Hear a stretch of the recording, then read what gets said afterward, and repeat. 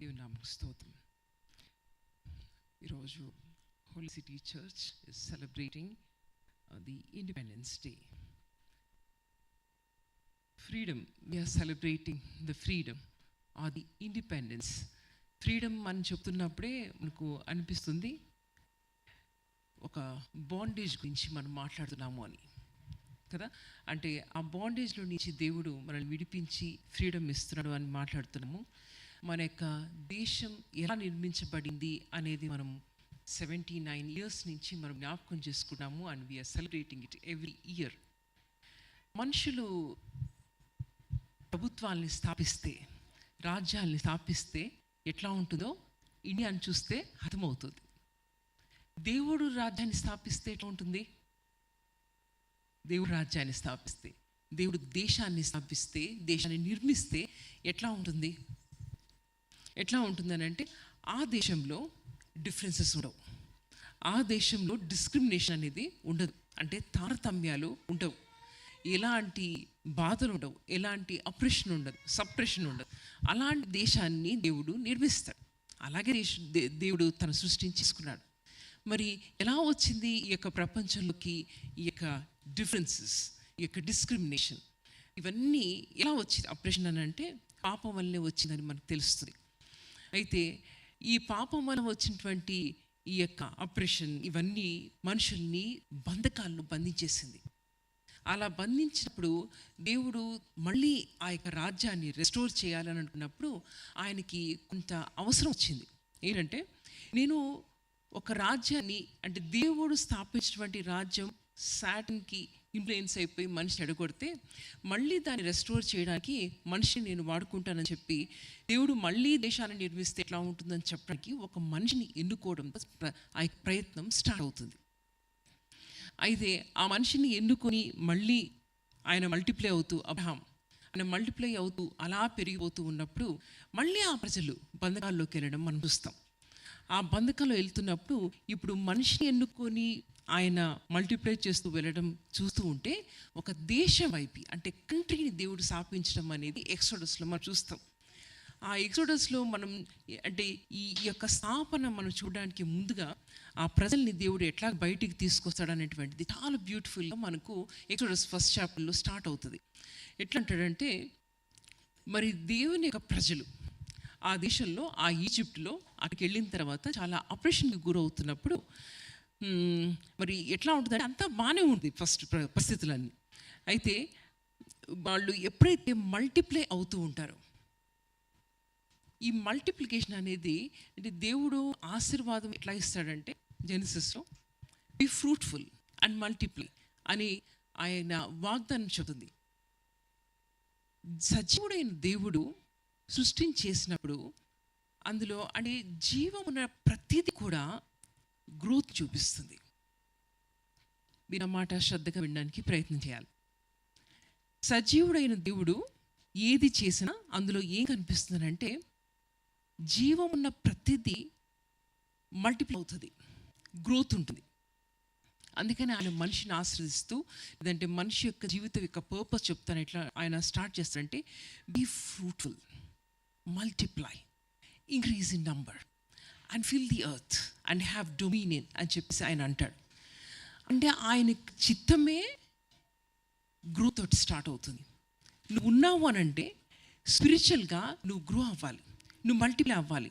You have to increase number అనేది దేవుని యొక్క చిత్తం. అంటే దీనికి ఎగెయిన్స్ట్గా పనిచేసేటువంటి ప్రిన్సిపల్ ఒకటి ఉంటుంది ఈ ప్రపంచంలో. దేవుని ప్రిన్సిపల్ ఏం పనిచేస్తుంది? గ్రోత్.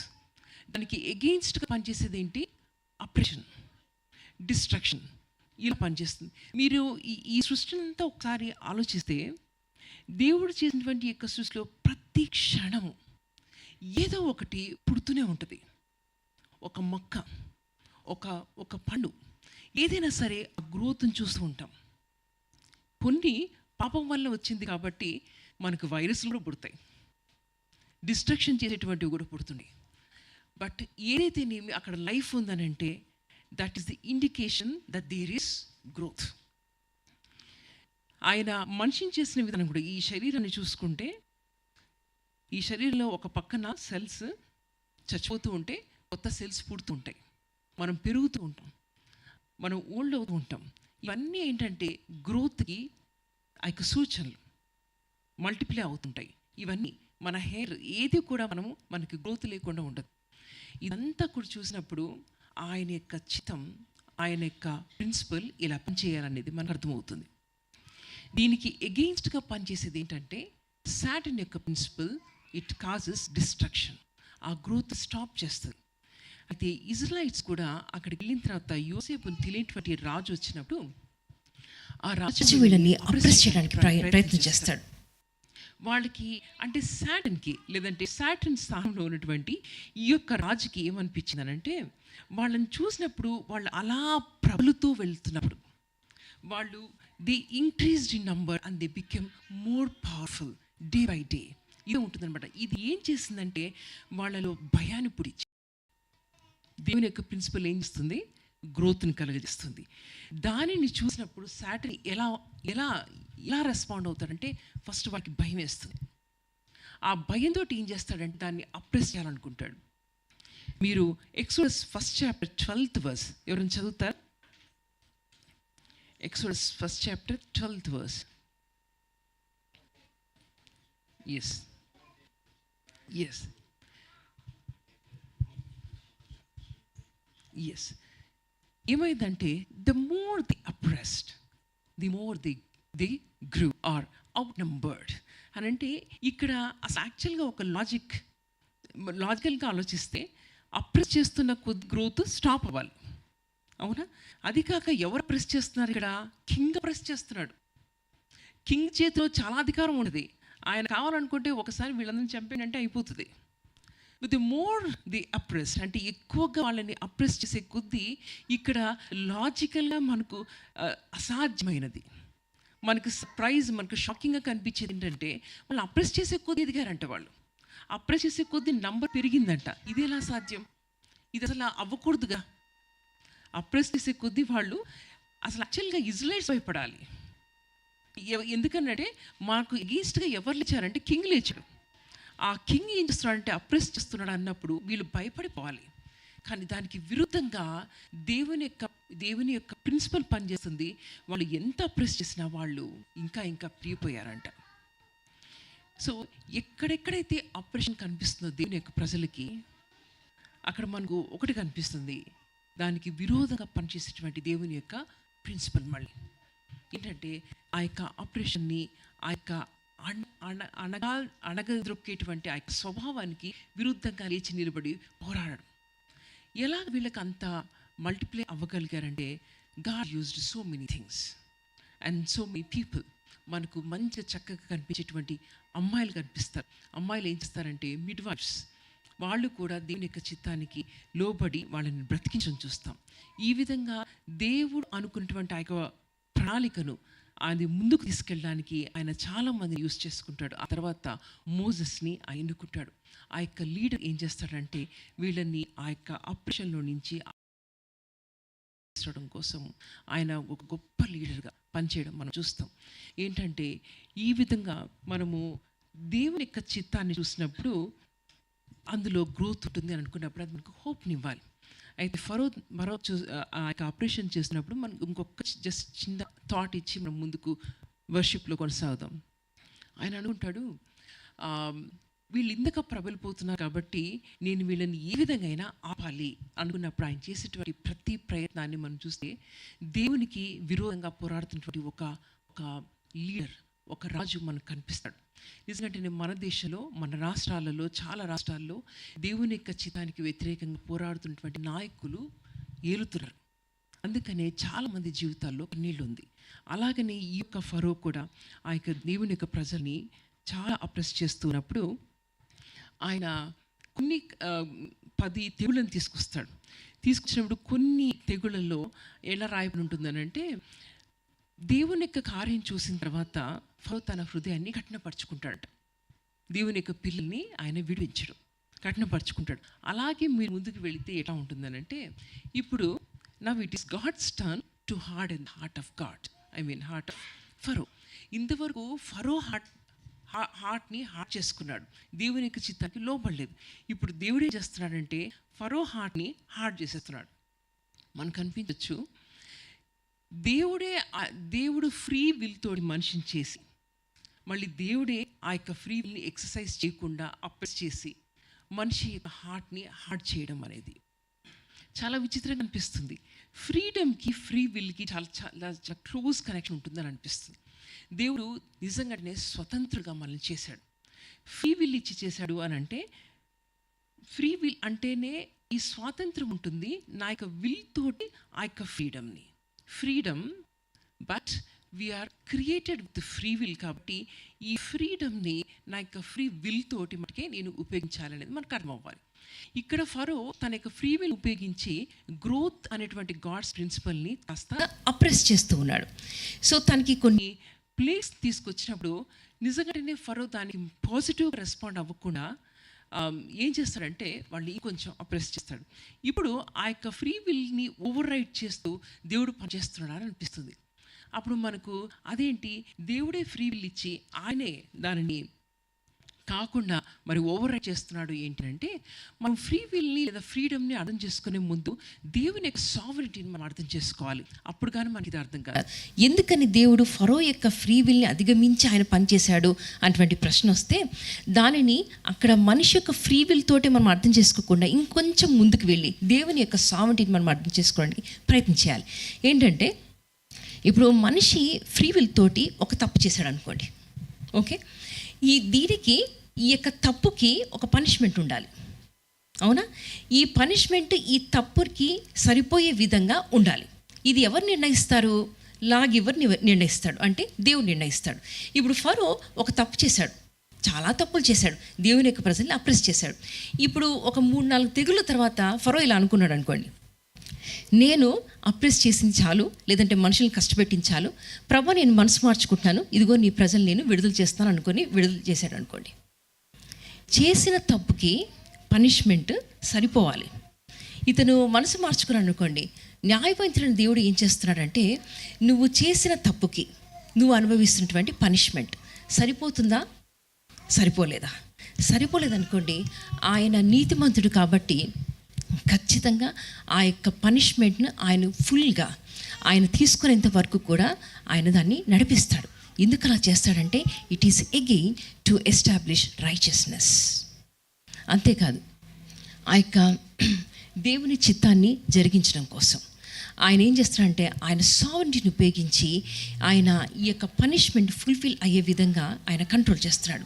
మనం కనిపించవచ్చు, ఇక్కడే నిలబడి ఫ్రీ విల్ దగ్గర ఆలోచిస్తే మనకేమనిపిస్తుందంటే, దేవుడు దానికి విరోధంగా పనిచేస్తున్నాడే అని అనిపిస్తుంది. కానీ దానికి పైగా మనం దేవుని యొక్క సావరిటీని కానీ చూడగలిగితే, yes, this Pharaoh he requires this kind of or this amount of punishment అని అనుకున్నప్పుడు, ఎందుకు అని అంటే, again to establish his righteousness and to deliver his people అనేది మనకు అర్థమవుతుంది.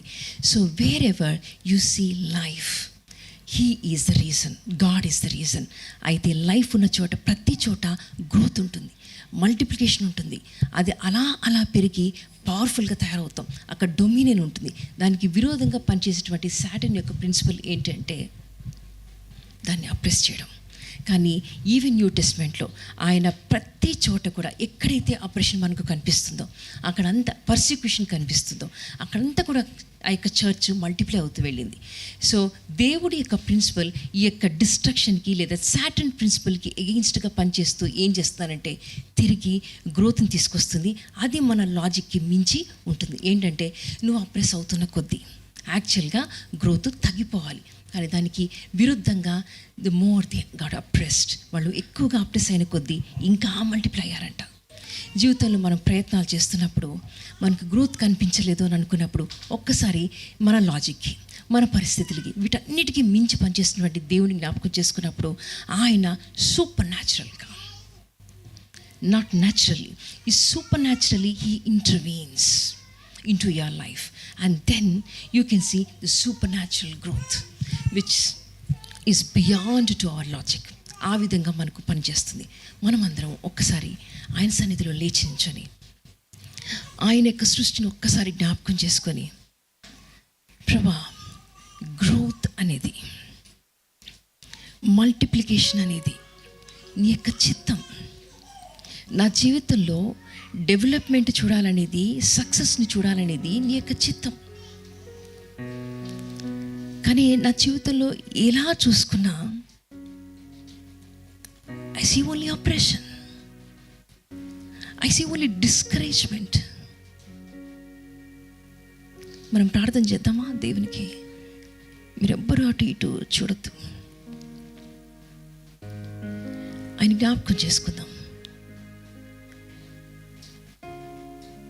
ఆయనకి చిత్తం ఏంటంటే సజీవుడైన దేవుడు నీ జీవితంలో నిజమైనటువంటి గ్రోత్ని, పురోగతిని ఆయన చూడాలని ఇష్టపడుతున్నాడు.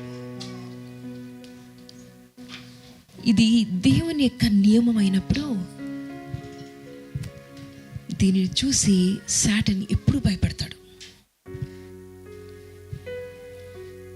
నువ్వు చదవడం చూస్తే సాటన్కి భయం వేస్తుంది, నువ్వు పని చేయడం చూస్తే సాటన్కి భయం వేస్తుంది. ఎందుకంటే నువ్వు చేసే ప్రతి పని గ్రోత్ని చూపిస్తుంది, సక్సెస్ని చూపిస్తుంది, దేవుని యొక్క చిత్తాన్ని నెరవేర్చడం కలిగి ఉంటుంది. అది చూసినప్పుడు సాటన్కి భయం వేస్తుంది. And then he starts working against God's principle.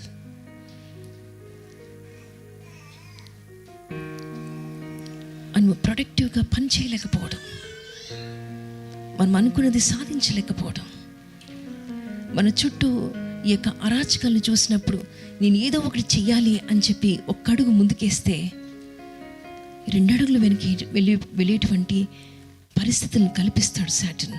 Because he always works against God's principle. But remember, you are in God's hands.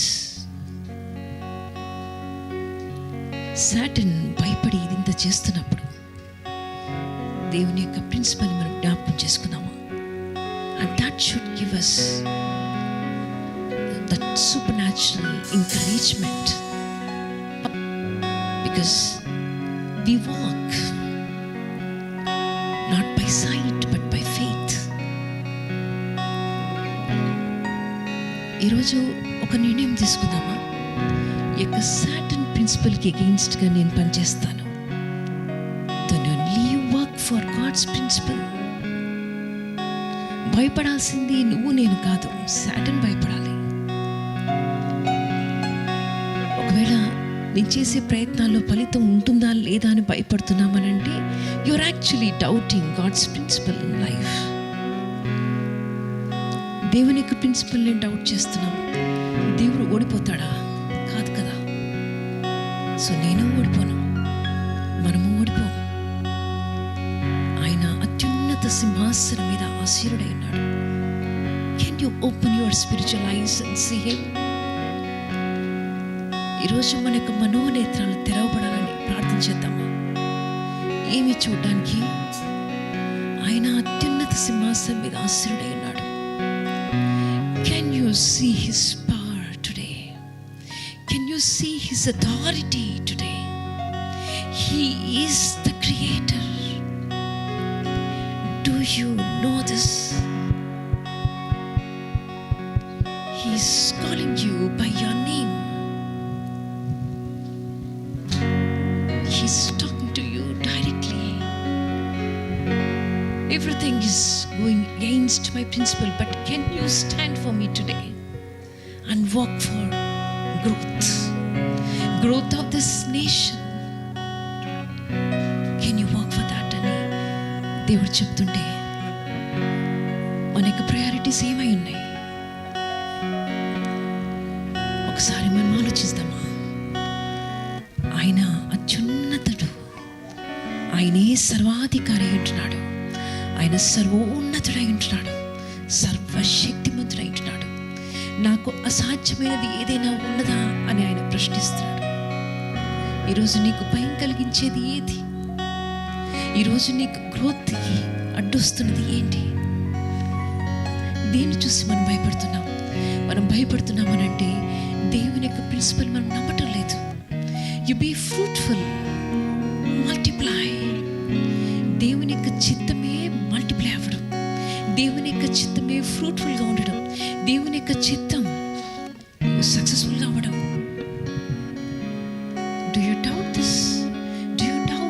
His grace and love. Just imagine how great is His love. ఈ పాట పాడుతుండగా మనం జ్ఞాపకం చేసుకుందాం, ఆయన ఉన్నతుడని, ఆయన సర్వోన్నతుడని.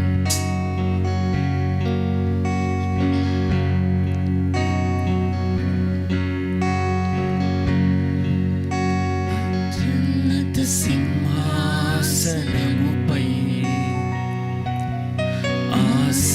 ఆసీనుడవైన మా దేవా, అత్యంత ప్రేమా స్వరూపివి నీవే, ఆరాధింతును నిన్నే. అత్యంత ప్రేమా స్వరూపివి నీవే, ఆరాధింతును నిన్నే. అత్యున్నత సింహాసనముపై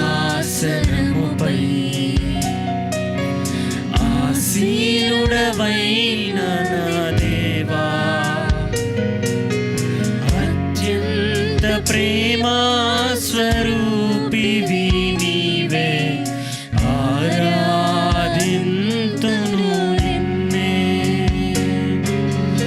అత్యంత ప్రేమా స్వరూపివి నీవే, ఆరాధింతును నిన్నే.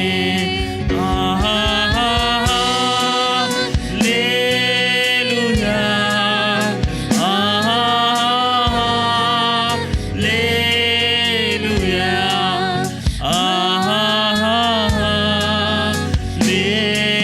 హల్లెలూయా,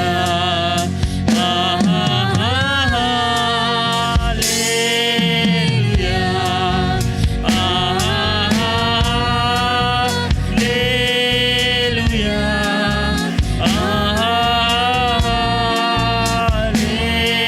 హల్లెలూయా, హల్లెలూయా.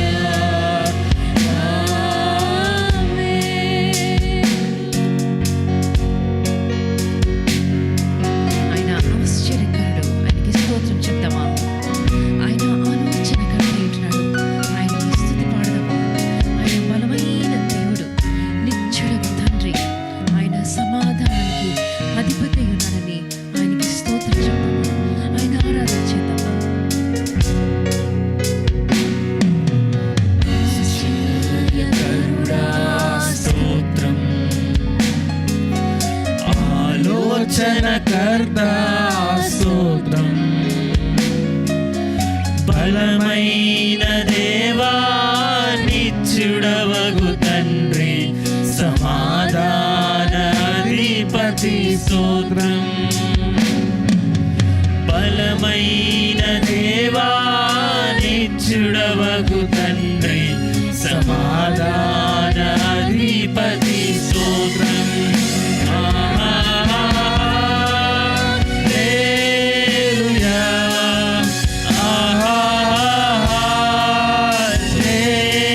హల్లెలూయా,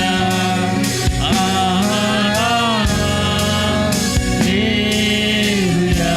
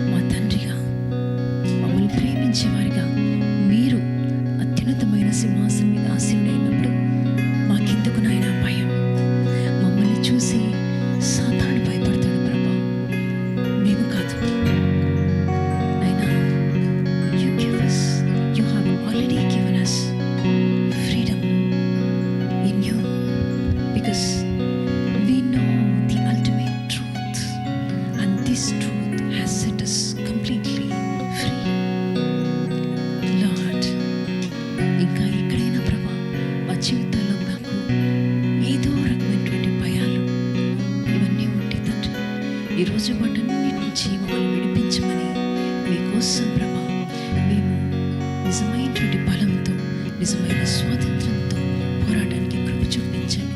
ఎందుకంటే బంధకాల్లో ఉన్నవాళ్ళు చాలా మంది ఉన్నారు మా చుట్టూ. వారిని విడిపించి వారిని ఫ్రీ చేసేటువంటి బాధ్యత మా మీద పెట్టారు మీరు.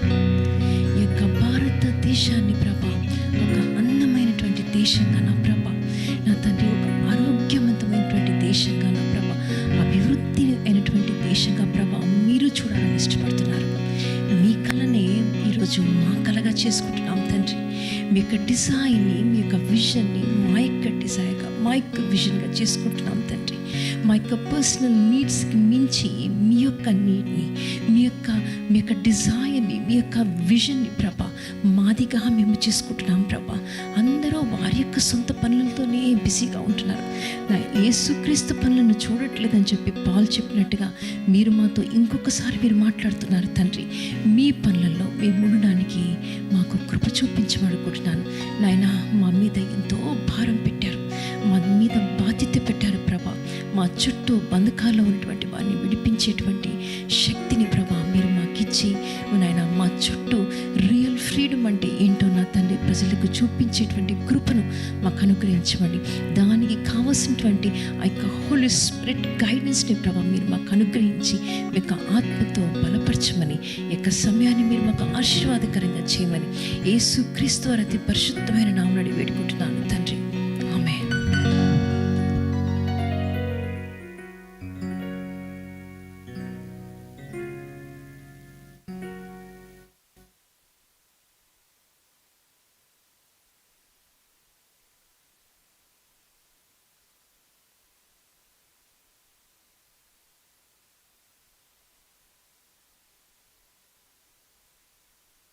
సో దయచేసి అందరూ లోపలికి వచ్చేసేయండి. సో మనం 10 o'clockకి అని అనుకున్నా 11కి వస్తున్నారు. So remember this is not good time. మీకోసం మార్చాం, అది గమనించండి. సో మీ ఇంటర్వ్యూస్కి వెళ్ళగలరు, థియేటర్కి వెళ్ళగలరు. సీరియస్గానే చెప్తున్నాను. So be on time. So 10 అంటే అట్లీస్ట్ 5 to 10 కన్నా ఉండడానికి మీరు ప్రయత్నం చేయండి. సో అందరు లోపలికి వస్తే సండే స్కూల్ పిల్లలు టేకింగ్ సండే స్కూల్ స్మార్ట్ ఇట్లా కొన్ని ఛాయిస్ కాలిపోయినాను. సో బ్యాక్ ఇట్లా వచ్చేయచ్చు ఫ్రంట్కి. శృతి వాళ్ళు ఫ్రంట్కి వచ్చేయచ్చు. శృతి వాళ్ళు కూడా ఫ్రంట్కి వచ్చేయచ్చు. కొన్ని ఛాయిస్ ఖాళీ ఉన్నాయి.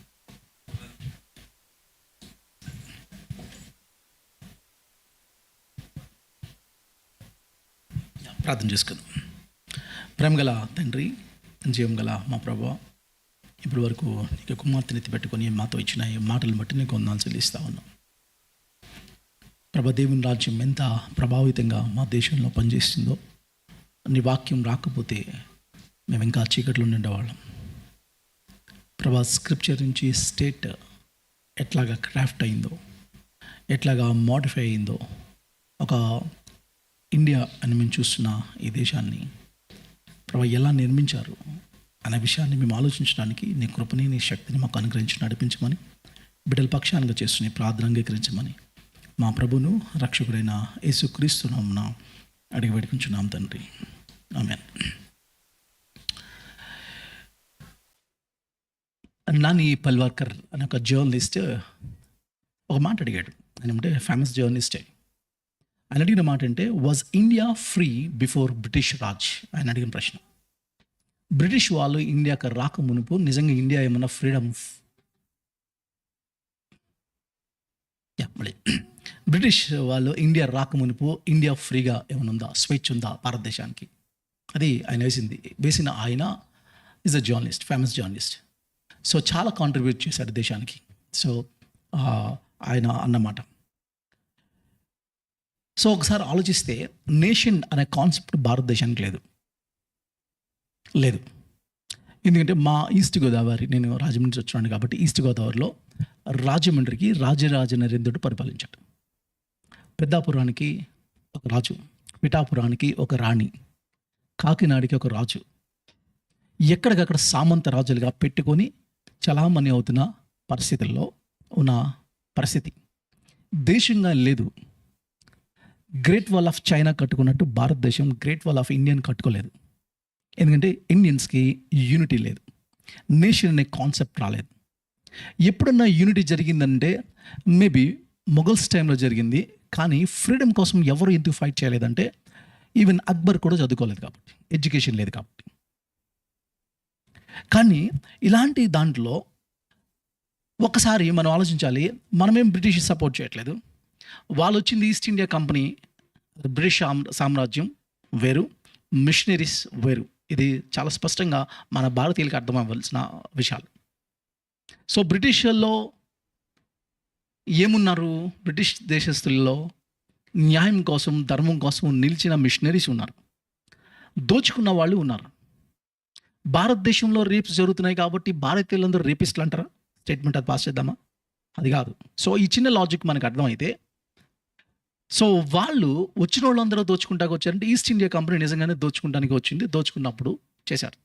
కానీ మిషనరీస్ ఈస్ట్ ఇండియా కంపెనీ వచ్చిన తర్వాత వాళ్ళు కనీసం కొన్ని ఇయర్స్, నియర్లీ మోర్ దెన్ ఒక సెంచురీ, లేకపోతే ఒక 50-70 years వరకు వాళ్ళ చర్చ్ కూడా పెట్టుకోలేదు. ఇక్కడ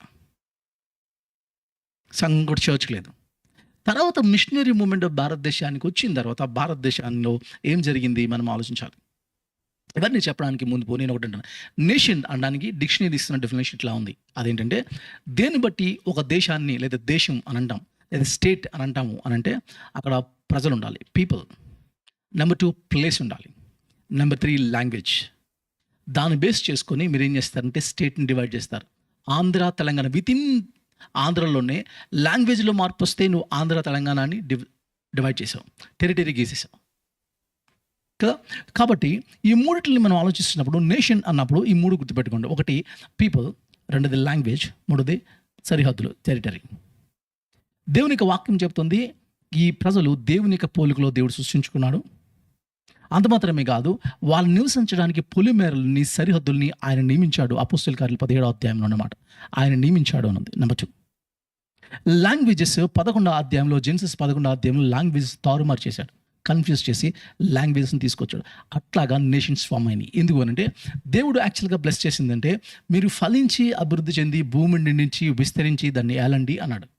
ఇదే మాట యానిమల్స్కి చెప్పాడా, జంతువులకు చెప్పాడా అంటే జంతువులకు చెప్పాడు. కానీ మీరు దాన్ని లోపరుచుకుని ఏలమన్న మాటలు జంతువులకు చెప్పలేదు. మీరు ఫలించి అభివృద్ధి పొందమని మాత్రమే చెప్పాడు. కాబట్టి దీని అర్థం ఏంటంటే make a culture, make families, make society అని నేను మనుషులకు మాత్రమే చెప్తా ఉన్నాడు. విస్తరించి దీన్ని అభివృద్ధిపరచాలి. కానీ 11వ అధ్యాయంకి వచ్చినప్పటికీ, జెన్సిస్కి వచ్చినప్పటికీ వీళ్ళిద్దరూ విస్తరించకుండా ఒక్కచోటే కూర్చొని ఏం చేస్తున్నారు అని అంటే బాబేల్ గోపురం కప్పెట్టేస్తారు. అప్పుడు దేవుడు ఏం చేశాడంటే ఆయన ప్లాన్ వీళ్ళు చెడగొట్టేటట్టు ఉన్నప్పుడు దేవుడు ఊరుకోడు. దేవుడు సావరిన్ విల్లో ఆయన ఇన్వాల్వ్ అయ్యి వాళ్ళ భాషలు తారుమారు చేయడం వల్ల based on the language and the territory and people వల్ల దేశాలు ఫామ్ అని అలా ఫామ్ అవ్వకుంటూ వచ్చిన లాంగ్వేజెస్ దేశాల్లో మన భారతదేశం కూడా ఒకటి. అందుకనే ఇండియా అనేది గాడ్స్ ఐడియానే. ఈ దేశాన్ని నిర్మించడంలో దేవుడు ఎట్లా చూసుకున్నాడు. సో బైబిల్ ఇలా ఉంది. లేదా లూకాసు వార్త 3వ అధ్యాయంలో మీరు చూస్తే అక్కడ చాలా మాటలు పెడతాడు. తిబేరియస్ సీజర్ గురించి మాట్లాడుతూ ఉంటాడు కదా. తిబేరియస్ సీజర్ ఎవరు అని అంటే సీజర్ యొక్క కొడుకు. సీజర్ యొక్క కొడుకు తన అడాప్టెడ్ సన్. అప్పటి వరకు తనకి పిల్లలు లేకపోతే సీజర్ పుట్టగానే ఏం చేశారంటే ఈ తిబేరియస్ అని పేరు పెట్టగానే ప్రపంచానికి ఒక న్యూస్ వెళ్ళింది. అదేంటంటే సీజర్ని అప్పటి వరకు దేవుడు అని ప్రపంచం కొలుస్తున్న టైంలో రోమన్ వరల్డ్లో ఇంకో దేవుని కుమారుడు పుట్టాడు. This is Tiberius Caesar. అని టిబేరియస్ సీజర్ పుట్టగానే ద కింగ్ వాజ్ బోర్న్ అని అన్నారు. మనకి ఇంగ్లాండ్లో లేకపోతే ప్రిన్స్ చార్ల్స్కి లేకపోతే డయానాకి బేబీ పుట్టగానే, లేకపోతే ఇప్పుడు మొన్న ఎవరు ఇంకా ఈవిడ గర్భవతి అయినప్పుడే, ఇప్పుడు కేట్ గర్భవతి అయినప్పుడే ఏమని చెప్పేసేదా కింగ్ వస్తున్నాడు. ఇంకా ఫామ్ చేయకుండా ఇంకా బాడీలోంచి బేబీ రాకమునిపే కింగ్ వాజ్ బోర్న్ అనే స్టేట్మెంట్ పాస్ చేసేసారు. ఈరోజు మన వాళ్ళు బయటకు వచ్చి మళ్ళీ ఏమంటారంటే అబార్షన్ తప్పు కాదు, ఇంకా ఫామ్ అవ్వలేదు అని. మరి ఫామ్ అయినప్పుడు నువ్వు బేబీ అని ఎట్లా అన్నావు, కింగ్ అని ఎట్లా అన్నావు? సో అది వేరే కేటగిరీలో పెడదాం. కానీ ఇంకా బేబీ రాకమునిపై కింగ్ వాజ్ బార్న్ అనే స్టేట్మెంట్లో వదిలేశారు. కానీ ఇక్కడ బేబీ పుట్టగానే ఇదిగో ప్రపంచానికి ఒక చాటింపు వెళ్ళింది, ఒక ఇవాంజలిగో అని అన్న మాట అర్థం అదే. ఒక డప్పు కొట్టుకుంటూ వెళ్ళారు. అదేంటంటే ఇదిగో మనకు ఒక రాజు పుట్టాడు. ఇలాంటి పరిస్థితుల్లో ఇదిగో యాక్చువల్గా దేవుని కుమారుడు భూమి మీదకి వచ్చాడు. సో కాంట్రాస్ట్ ఐడియా ఏంటి అని అంటే, ఆయన రాజ్య విలువలకి నీ రాజ్య విలువలకి కాంట్రాస్ట్ థింగ్ ఏంటంటే, కైసరు ఔగుస్తు వల్ల ఆజ్ఞాయను అని చెప్పినప్పుడు కైసర్ అగస్టస్ అనే మాట, ఆగస్ట్ అనే మాట ఆగస్ట్ దాని నుంచి ఆగస్ట్ అనే ఒక నెలకి పెట్టుకున్నాం. సో మనకి జనవరి నుంచి స్టార్ట్ అవుతుంది ఇయర్, వాళ్ళ క్యాలెండర్లో ఆగస్ట్ నుంచి స్టార్ట్ అవుతుంది క్యాలెండర్. కాబట్టి ఫస్ట్ మంత్కి తన పేరు పెట్టుకున్నాడు ఆగస్ట్. అంటే అర్థం ఏంటంటే ది గ్రేట్ వన్ అని. ఆగస్ట్ అంటే ఏంటంటే ది గ్రేట్ అని. సీజర్ అగస్టస్ అని అంటే సీజర్ ది గ్రేట్ అన్నాను. అంటే ఒక మనిషి ఈ ప్రపంచంలోకి వచ్చి ఏం చెప్పుకుంటే, నేను ది గ్రేట్ అని విర్రవెగుతున్న టైంలో ది గ్రేట్ అని చెప్పుకున్న దేవుడు సామాన్యుడిగా మనుషుల దగ్గరికి వచ్చి పశువుల పాకలో పుట్టిన ఆ కాంట్రాస్ట్, ఒక కౌంటర్ కల్చర్, ఒక కింగ్డమ్ని స్టార్ట్ చేశాడు ఆయన కదా. ఒక హీరో ఎంట్రన్స్ని మీరు అలా చూపిస్తారు. ప్రభు యొక్క ఎంట్రన్స్ అంత ఈజీగా జరిగింది. ఈ ప్రపంచంలోకి మీరు హీరోని తీసుకురావాలి, ఒక ఛాంపియన్, ప్రపంచం అంతా ఎదురు చూస్తున్న ఒక ఛాంపియన్ ఈ ప్రపంచానికి సొల్యూషన్ ఇవ్వడానికి రాబోతున్నప్పుడు సూపర్ మ్యాన్ లాగా ఒక లైట్ పడి ఒక బేబీ ఉండి తప్పని అలా జరగలేదు కదా. అట్లా జరగలేదు. వెరీ కామన్గా చాలా ఈజీగా ఒక కింగ్ ఈ ప్రపంచంలోకి ఎంటర్ అవ్వడం మనం చూస్తూ ఉంటాం. అందుకని ప్రజల యొక్క ఇంట్రెస్ట్ ఎవరంటే వైజ్ మ్యాన్ కూడా అక్కడికి వెళ్ళి చెప్పిన మాట ఏంటంటే, మాకు యూదుల రాజుగా పుట్టినవాడు ఎక్కడ. దర్ ఇంట్రెస్ట్ ఏంటంటే, వాళ్ళ ఇంట్రెస్ట్ సేవియర్ ఎక్కడ పుట్టాడు అనలేదు, రక్షకుడు ఎక్కడ పుట్టాడని రాలేదు వాళ్ళు. వాళ్ళ ఇంట్రెస్ట్ అంతా కింగ్ ఎక్కడ పుట్టాడు. ఇదిగో నువ్వు యూదులు రాజువా, ఎస్. ఈ స్టేట్మెంట్ చూడండి, దేవుని రాజ్యం సమీపిస్తుంది కాబట్టి మారు మనసు పొందండి. శిలువ మీద ఉన్న దొంగడుతున్నాడు, నీ రాజ్యంతో వచ్చినట్టు నన్ను జ్ఞాపకం చేసుకో. యేసు ప్రభు చనిపోయి తిరిగి లేచిన తర్వాత 40 days దేవునికి రాజ్య విలువల గురించి అనేకమని చెప్పాడు. నేను ఎక్కడన్నా మాట్లాడుతుంటే, నేను లాస్ట్ టైం చెప్పాను కదా, యూఆర్ ఏమన్నాడంటే you're possessed with kingdom of God అన్నారు. ఎస్, లైక్ జీసస్ అన్నాను. పొసెస్డ్. మీరు దేవుని రాజ్యం అనే కాన్సెప్ట్ పక్కన పెట్టేసి సగం సువార్తలు చెప్పుకుంటూ కూర్చుంటే ఎట్లా?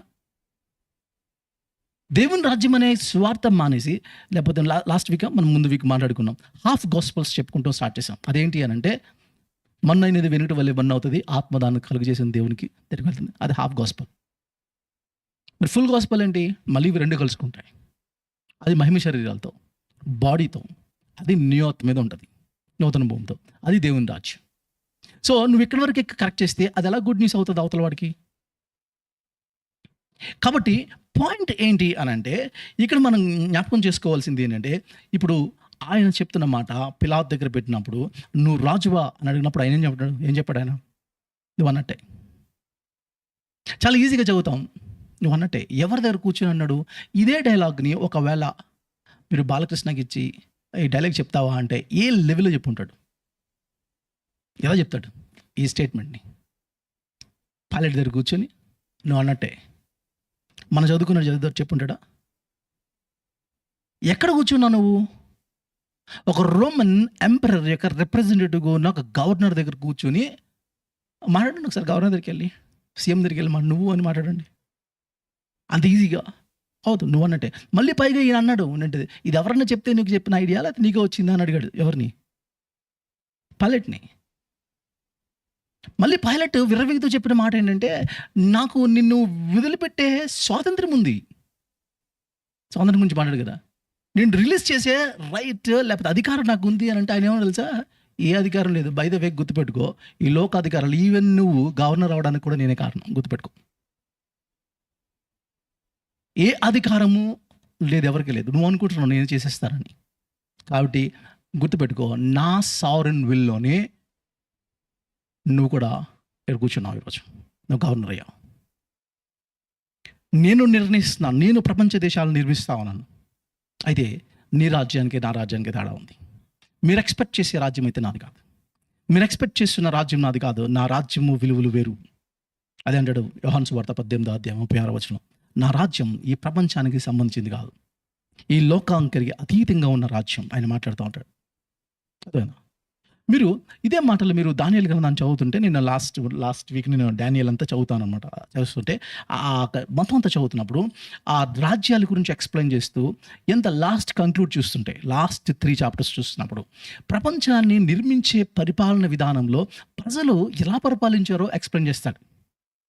కొంతమందిని ఎట్లా కంట్రోల్ చేస్తున్నారంటే, కొన్ని దేశాలు కలిసి, ఇదిగో మనము యునైటెడ్ స్టేట్స్ ఆఫ్ ఇండియా అని ఆ పేరు మనం పెట్టుకోలేదు, కానీ ఇండియా అదే మరి. United states of India, United states of America, కొన్ని కలిసి మేము మనందరం కలిసి ఒక దేశంగా అవుదాం అని కొంతమంది దౌర్జన్యంతో అటాక్ చేసి రూల్ చేశారు. కొంతమంది డివిజన్ అండ్ రూల్ అని పెట్టారు. బెస్ట్ ఎగ్జాంపుల్, ఎవరికి ఉపయోగం?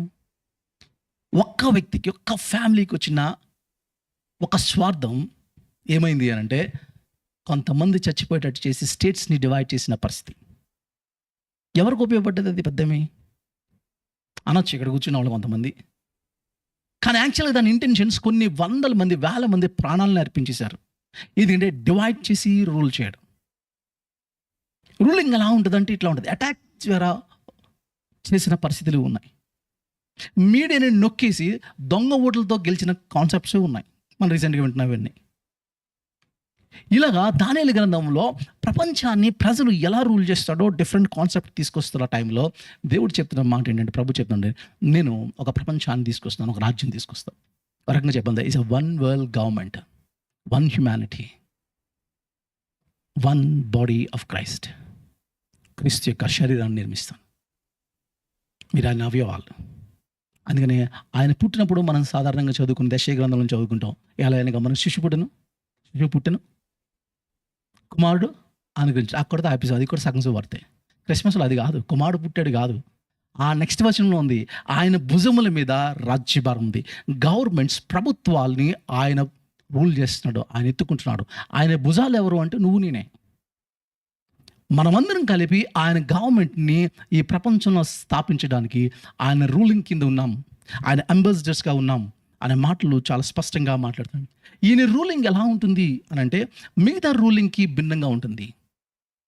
మిగతా వాళ్ళు స్వర్డ్తో వచ్చారు, కరప్షన్తో వచ్చారు, అధికారంతో వచ్చారు. ముషరఫ్ ఎలా అటాక్ చేశాడో పాకిస్తాన్ మీకు తెలుసు. హిట్లర్ ఎట్లా స్వాధీనం చేసుకున్నాడో మీకు తెలుసు, జర్మనీని కదా.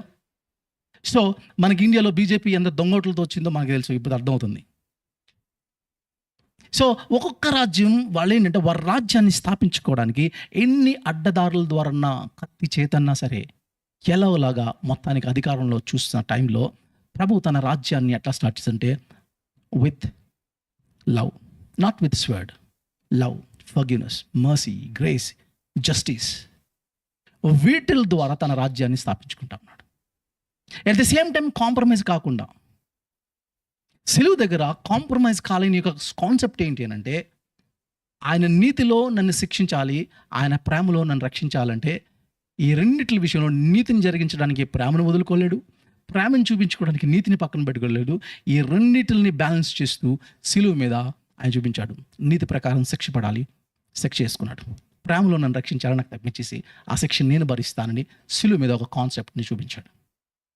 అందుకని ఈరోజు సిలువని మనం ఎట్లా చూస్తున్నాము అని అంటే జస్టిస్ అండ్ లవ్ యొక్క కాంబినేషన్లో, కృపా సత్యాలు కలవు కానీ ఒకదానికొకటి ముద్దు పెట్టుకున్నాయంటే ఇవి రెండు కలిసిన స్థలంగా చూస్తున్నాం. మనకి బాధ వచ్చినప్పుడు మనం అన్న మాట ఏంటంటే ఎలా చూస్తాము అంటే సిలువని ఎట్లా అంటే, నేను ఇదొక సిలువ అంటారు కదా చాలామంది. అంటే వైలెన్స్ని దేంతో పోలుస్తున్నాం ఈరోజు? క్రాస్తో పోలుస్తా ఉన్నాం. ఇప్పుడు దేవుడు చెప్తున్న మాట అంటే ఆ క్రాస్తో నేను ప్రపంచాన్ని డీల్ చేస్తున్నాను. మోస్ట్ వైలెన్స్ అన్నమాట. మీకు Mel Gibson movie Passion of the Christ movie release అయిన తర్వాత హాలీవుడ్ మోస్ట్ వైలెంట్ మూవీ అని స్టేట్మెంట్ ఇవ్వగానే రవి జక్రేస్ ఆ టైంలో ఇచ్చిన స్టేట్మెంట్ ఏంటంటే, Hollywood first time realise there is a violence movie. అసలు వైలెన్స్ మూవీలు తీసేది వాళ్ళు. క్రైస్ట్ మూవీ తీయగానే వాళ్ళు చెప్పిన స్టేట్మెంట్ ఏంటంటే, హాలీవుడ్ చెప్తుంది it's a violent movie. So ప్రపంచంలో మోస్ట్ వైలెంట్ అనే కాన్సెప్ట్కి సింబాలిక్గా ఉన్న క్రాస్ని ఆయన తీసుకొని అక్కడ దాంట్లో ఈ ప్రపంచాన్ని ఆయన డీల్ చేస్తూ ఉన్నాడు. అయితే మీరు మత్తయి సువార్త 23వ అధ్యాయము 23వ వచనంలో ఇట్లా అన్నాడు. అక్కడ ఏమంటే ఆయన చెప్తా ఉన్నాడు, అదంటే వేషధారుల గురించి, శాస్త్రులారా, పరిసయ్యులారా, అంటే రిలీజియస్ కాన్సెప్ట్ మీద ఎక్కువ ఫోకస్ చేసిన, ఒకవేళ మన భాషలో చెప్పుకోవాలంటే ఇక్కడున్న బీజేపీ కానీ, ఆర్ఎస్ఎస్ కానీ, లేకపోతే ఏ మతాలు అన్నా, అదే మతం కన్నా, లేదా క్రైస్తత్వం కానీ, ఏ మతంలో అన్నా, అంటే మీరు పుదీనాలోను, సోపులోను, జీలకర్రలోను 10వ వంతు చెల్లిస్తున్నారు. ఇది టైటిల్ బాగానే తీస్తున్నారు, అంతవరకు బాగానే ఉంది. అయితే ధర్మశాస్త్రంలో ప్రధానమైనది ఏంటి? టైట్ తీయడమా? అది కాదట. ధర్మశాస్త్రంలో ప్రధానమైనది అనగా న్యాయాన్ని, కనికరాన్ని, విశ్వాసాన్ని, అది 3, అది విడిచిపెట్టేశారు మీరు. ఈ విడిచిపెట్టేసి ఏం చేస్తుంటే న్యాయం జరిగించడం అనే కాన్సెప్ట్ క్రిస్టియన్స్కి లేదు, కనికరం చూపించడం అనే కాన్సెప్ట్ క్రిస్టియన్స్కి లేదు, ఫెయిత్ని ప్రాక్టీస్ చేయడం అనే కాన్సెప్ట్ లేకుండా ఏ కాన్సెప్ట్స్తో వాళ్ళు చేస్తున్నారంటే, నేను దేవునితో నా సంబంధం ఏంటి అని అంటే, నేను 4 గోడల మధ్యన చేసుకున్న ప్రార్థన, నా భక్తి ఉంది కదా, అక్కడ పరిమితం చేసి మీరేమనుకుంటున్నారంటే ఇది అనుకుంటున్నారు, ఇది దేవుని రాజ్యం అనుకుంటున్నారేమో. అది కాదు. ఇందాక అక్క చదువుతున్నప్పుడు ఆమోస్ గ్రంథంలో అదే మీకు మాటలు కనబడుతుంటాయి. మీకేం కనబడుతున్నాయి అక్కడ మాటలు? మీకు ఆయన ఏమంటాడంటే, నేనేం కోరుకుంటున్నారు? మీ పండగలు నాకు అసహ్యం. మీ క్రిస్మస్లు కానీ, న్యూ ఇయర్ కానీ, మీ ఈస్టర్స్ కానీ, ఇవన్నీ పండగలు నాకు అసహ్యం. మీరు స్వరాలెత్తి పాటలు పాడుతున్నారే, మీ వర్షిప్ నాకు అసహ్యం. మీ ప్రసంగాలు నాకు అసహ్యం. నాకు అది కాదు కావాల్సింది. నాకు కావాల్సిందంటే నదిలో నీరు ఎలా అయితే పారుతుందో సమాజంలో నీతి పారాలి. అది నేను ఎక్స్పెక్ట్ చేస్తున్న రాజ్యం. ఇది చెప్తే మనకి ఏమవుతుంది అని అంటే, అమ్మ మాకు ఈ ప్రసంగాలు వద్దు. ఫ్రీగా ఏంటి అని అంటే, నా అప్పులు తెచ్చేసి దేవుడు కావాలి నాకు, నీతిని చేయను. అరే నిన్ను అసలు అప్పు ఎవడు చేయమన్నాడు? నిన్ను అప్పు చేయడం తప్పు అని చెప్పడం మానేసి ఇప్పుడు ఏమవుతుంది అని అంటే, నేను ఇక్కడ నెల్లూరులో నేను చర్చ్లో మాట్లాడుతా ఉన్నాను, ధోని హాల్లో మాట్లాడతాను. నేను స్టార్టింగ్లో కన్వీనర్కి చెప్తా ఉన్నాను, అదేంటంటే ఎదురొస్తున్నారు తమ్ముళ్ళు, వాళ్ళిద్దరు కూడా 5 minutes మాట్లాడతారు. నా టాక్ అయిపోయిన తర్వాత సో ఒకళ్ళు డాక్టర్ ప్రశాంత్, తను ఒక ఫార్మస్యూటికల్ కంపెనీ స్టార్ట్ చేశాడు. సో ఎవరైనా మీకు ఇంట్రెస్ట్ అయితే మీరు నేను ఇస్తాను, అయిపోయిన తర్వాత you can start A pharmaceutical company. Vinod already మాట్లాడాను. కాబట్టి ఫార్మస్యూటికల్ కంపెనీ తన ఓన్ బ్రాండ్తో చేశాడు. సో దాని ఎక్స్ప్లెనేషన్, ఎవరైనా అన్ఎంప్లాయ్మెంట్ ఉంటే కనుక ఎంప్లాయ్మెంట్కి మీరు స్టార్ట్ చేయొచ్చు అని అదొకటి చెప్పాలి. తర్వాత సాత్విక్ని కూడా రమ్మని, సాత్విక్ వచ్చి ట్రేడింగ్ గురించి మీరు ఇన్వెస్ట్ చేయొచ్చు, లేకపోతే నేర్పిస్తాను. ఈ 2 కాన్సెప్ట్స్లో తీసుకొస్తే ఈ నాతో అన్నమాట అంటే, ఇది మెసేజ్కి ముందు నేను వాళ్ళిద్దరికి 5 minutes ఇద్దామంటే అన్నమాట అంటే, బ్రదర్ అది అయిపోయింది కదా, మనం సెమినార్ అంతా అయిపోయింది, అదే ఈ కాన్ఫరెన్స్ అంతా అయిపోయిందా, కింద ఇంట్రెస్ట్ ఉన్న వాళ్ళకి మనం చెప్దాం. మళ్ళీ ఇక్కడ ఆ విషయాలు మాట్లాడితే అదేంటంటే మళ్ళీ సెక్యులర్ అయిపోద్ది బ్రదర్. నన్ను ఆ ప్రసంగం అయిన తర్వాత మీకు అర్థమవుతుంది, ఇది సెక్యులర్ ఏంటో సాక్రెడ్ ఏంటో మీకు అర్థమవుతుంది. మీరు ఆలోచించండి, దేన్ని సెక్యులర్ అన్నాం? పాలిటిక్స్ని సెక్యులర్. ఏది సాక్రెడ్, ఏది పరిశుద్ధమైంది? నీ ప్రార్థనలు, ప్రసంగాలు పరిశుద్ధమైనవి, పాలిటిక్స్ పరిశుద్ధమైనవి కాదు. ఆయనేమో వివాహం అనే విషయంలో ఘనమైంది, పాన్పు or sex is a holy అని సెక్స్నే పరిశుద్ధంగా ఆయన చూసినప్పుడు నువ్వు ఏది పరిశుద్ధం కాదంటావు? ఏది దేవుంది కాదంటావు? నువ్వు సమస్తాన్ని మంచిదని చూచినప్పుడు ఏది కాదంటావు నువ్వు? దేవుడు వాక్యం చాలా స్పష్టంగా మాట్లాడుతుంది, ఏది ప్రేమిస్తున్నారు. ఈవెన్ రోమపత్రికలో కూడా ఇది చాలా స్పష్టంగా మాట్లాడాడు. 14వ అధ్యాయం 17వ వచనంలో అంటాడు, దేవుని రాజ్యము భోజనము పానం కాదు. దేవుని రాజ్యం అంటే ఏంటి? హెవెన్లో కూర్చొని తాగేసి తినడం తాగడం కూర్చొని ఏం పని లేకుండా రిలాక్స్ అవుతుంది అనుకుంటారా? అదా మీరు ఎక్స్పెక్ట్ చేసిన హెవెన్? అదా మీరు ఎక్స్పెక్ట్ చేసిన దేవుని రాజ్యం? అది కాదట. నీతియు సమాధానము పరిశుద్ధాత్మ యందలి ఆనందమై ఉంది. నువ్వు నేను ఎక్స్పెక్ట్ చేస్తున్న రాజ్యము ఏంటి అని అంటే, righteousness and peace and joy వీటి మీద, and the joy in the Holy Ghost or the Holy Spirit. ఈ 3 మీదే దేవుడు తన రాజ్యాన్ని కడతా ఉన్నాడు. కాబట్టి ఆ రాజ్యాన్ని కట్టడంలో దేవుడు నన్ను ఒక రిప్రజెంటేటివ్స్గా, ఒక అంబాసిడర్స్గా దేవుడు నన్ను పిలిచాడు. అందుకని దేవుడు నీతో నాతో చెప్తున్న మాట ఏంటంటే, గో, ప్రపంచంలోకి వెళ్ళండి. ఒక మాట మిమ్మల్ని అడిగినామండి, అదేంటంటే, ఆడమ్ అండ్ ఈవ్ పాపం చేయకుండా ఉండుంటాం. అయితే పాపం చేయలేదు అనుకోండి, గ్రేట్ కమిషన్ అంటే మీరు సర్వలోకానికి వెళ్ళి సర్వ సృష్టికి సువార్త చెప్పాలని ఆజ్ఞ ఉండేదా ఉండదా? ఉండదా? ఉండదు కదా. మరి ఏ ఆజ్ఞ ఉండేది అప్పుడు? ఏ కమాండ్మెంట్ ఉండేది? ఆదికాండం 1:28 ఉన్న కమాండ్మెంటే ఉండేది. ఏంటది? బిబిలికల్ మ్యాండేట్ అంటారు, లేదా కల్చరల్ మ్యాండేట్ అంటారు థియాలజీలో. అదేంటంటే మీరు ఫలించి అభివృద్ధి పొంది భూమి నుంచి విస్తరించి దాన్ని ఇవ్వాలండి. అంటే దేర్ఫోర్ ఫస్ట్ కాల్ ఇది. ఇప్పుడు అక్కడి నుంచి నువ్వు పత్రం చెందావు కాబట్టి రెండో కాల్ కూడా వచ్చింది. ఇప్పుడు రెండో కాల్, సెకండ్ కాల్ అంటే గ్రేట్ కమిషన్, సర్వలోకానికి వెళ్ళి సర్వసృష్టికి సువార్త పడటం. సర్వసృష్టికి సువార్త ప్రకటింపబడిన సెకండ్ కాల్ అయిపోయిన తర్వాత ఇప్పుడు అందరూ ఎక్కడికి రావాలంటే ఫస్ట్ కాల్కి రావాలి. అర్థమైందా? కానీ క్రిస్టియన్స్ యొక్క ఫోకస్ ఫస్ట్ కాల్ మీద అసలు లేని లేదు. అసలు ఫస్ట్ కాల్ ఒకటి ఉందని తెలియదు కూడా. అసలు బిబిలికల్ మ్యాండేట్ అంటే ఏంటో మనకు తెలియట్లేదు. నేను రాజ్యాన్ని నా యొక్క రిప్రజెంటేటివ్స్గా ఈ ప్రపంచాన్ని కడతా ఉన్నాను. మీరు ఈ ప్రపంచానికి ఏం చేయాలంటే ఇదిగో డొమినియన్. ఆదాము పేర్లు పెట్టాడు. దేవుడు సృష్టించిన దాట్ల మీద దేవుడు వానికి అధికారం ఇచ్చాడు.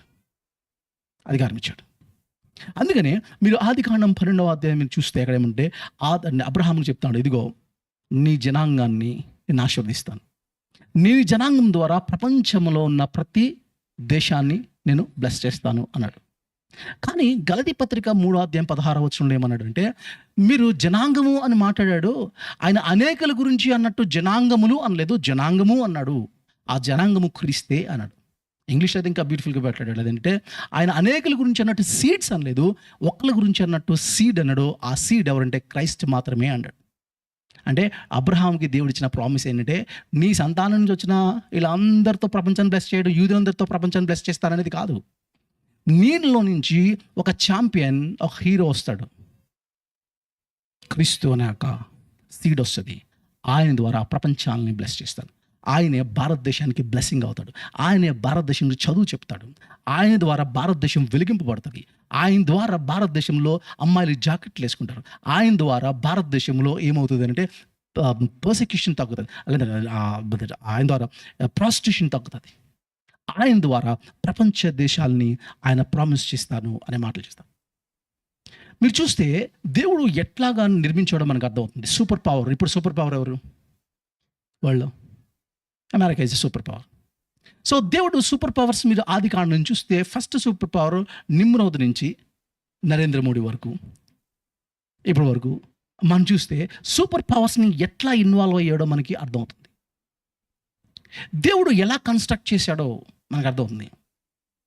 సో ఒక సిస్టమ్ వచ్చి వాళ్ళని ఏం చేస్తాడంటే రూల్ చేయడానికి ట్రై చేసినప్పుడు దేవుడు తనని ఇన్వాల్వ్ అయ్యి ఆ రూలింగ్లో ఒక మనుషుల నుంచి ఒక రిప్రజెంటేటివ్ని తీసుకున్నాడు. నోహ్ ప్రపంచాన్ని బ్లెస్ చేస్తాడు. ఇక్కడ నుంచి సిస్టమ్ని సరిచాడు. ఆ తర్వాత మనకు కనబడుతుంది అదంటే మెసొపొతేమియా ఆ కల్చర్లో దేవుడు మళ్ళీ అబ్రహాంని ఎన్నుకున్నాడు.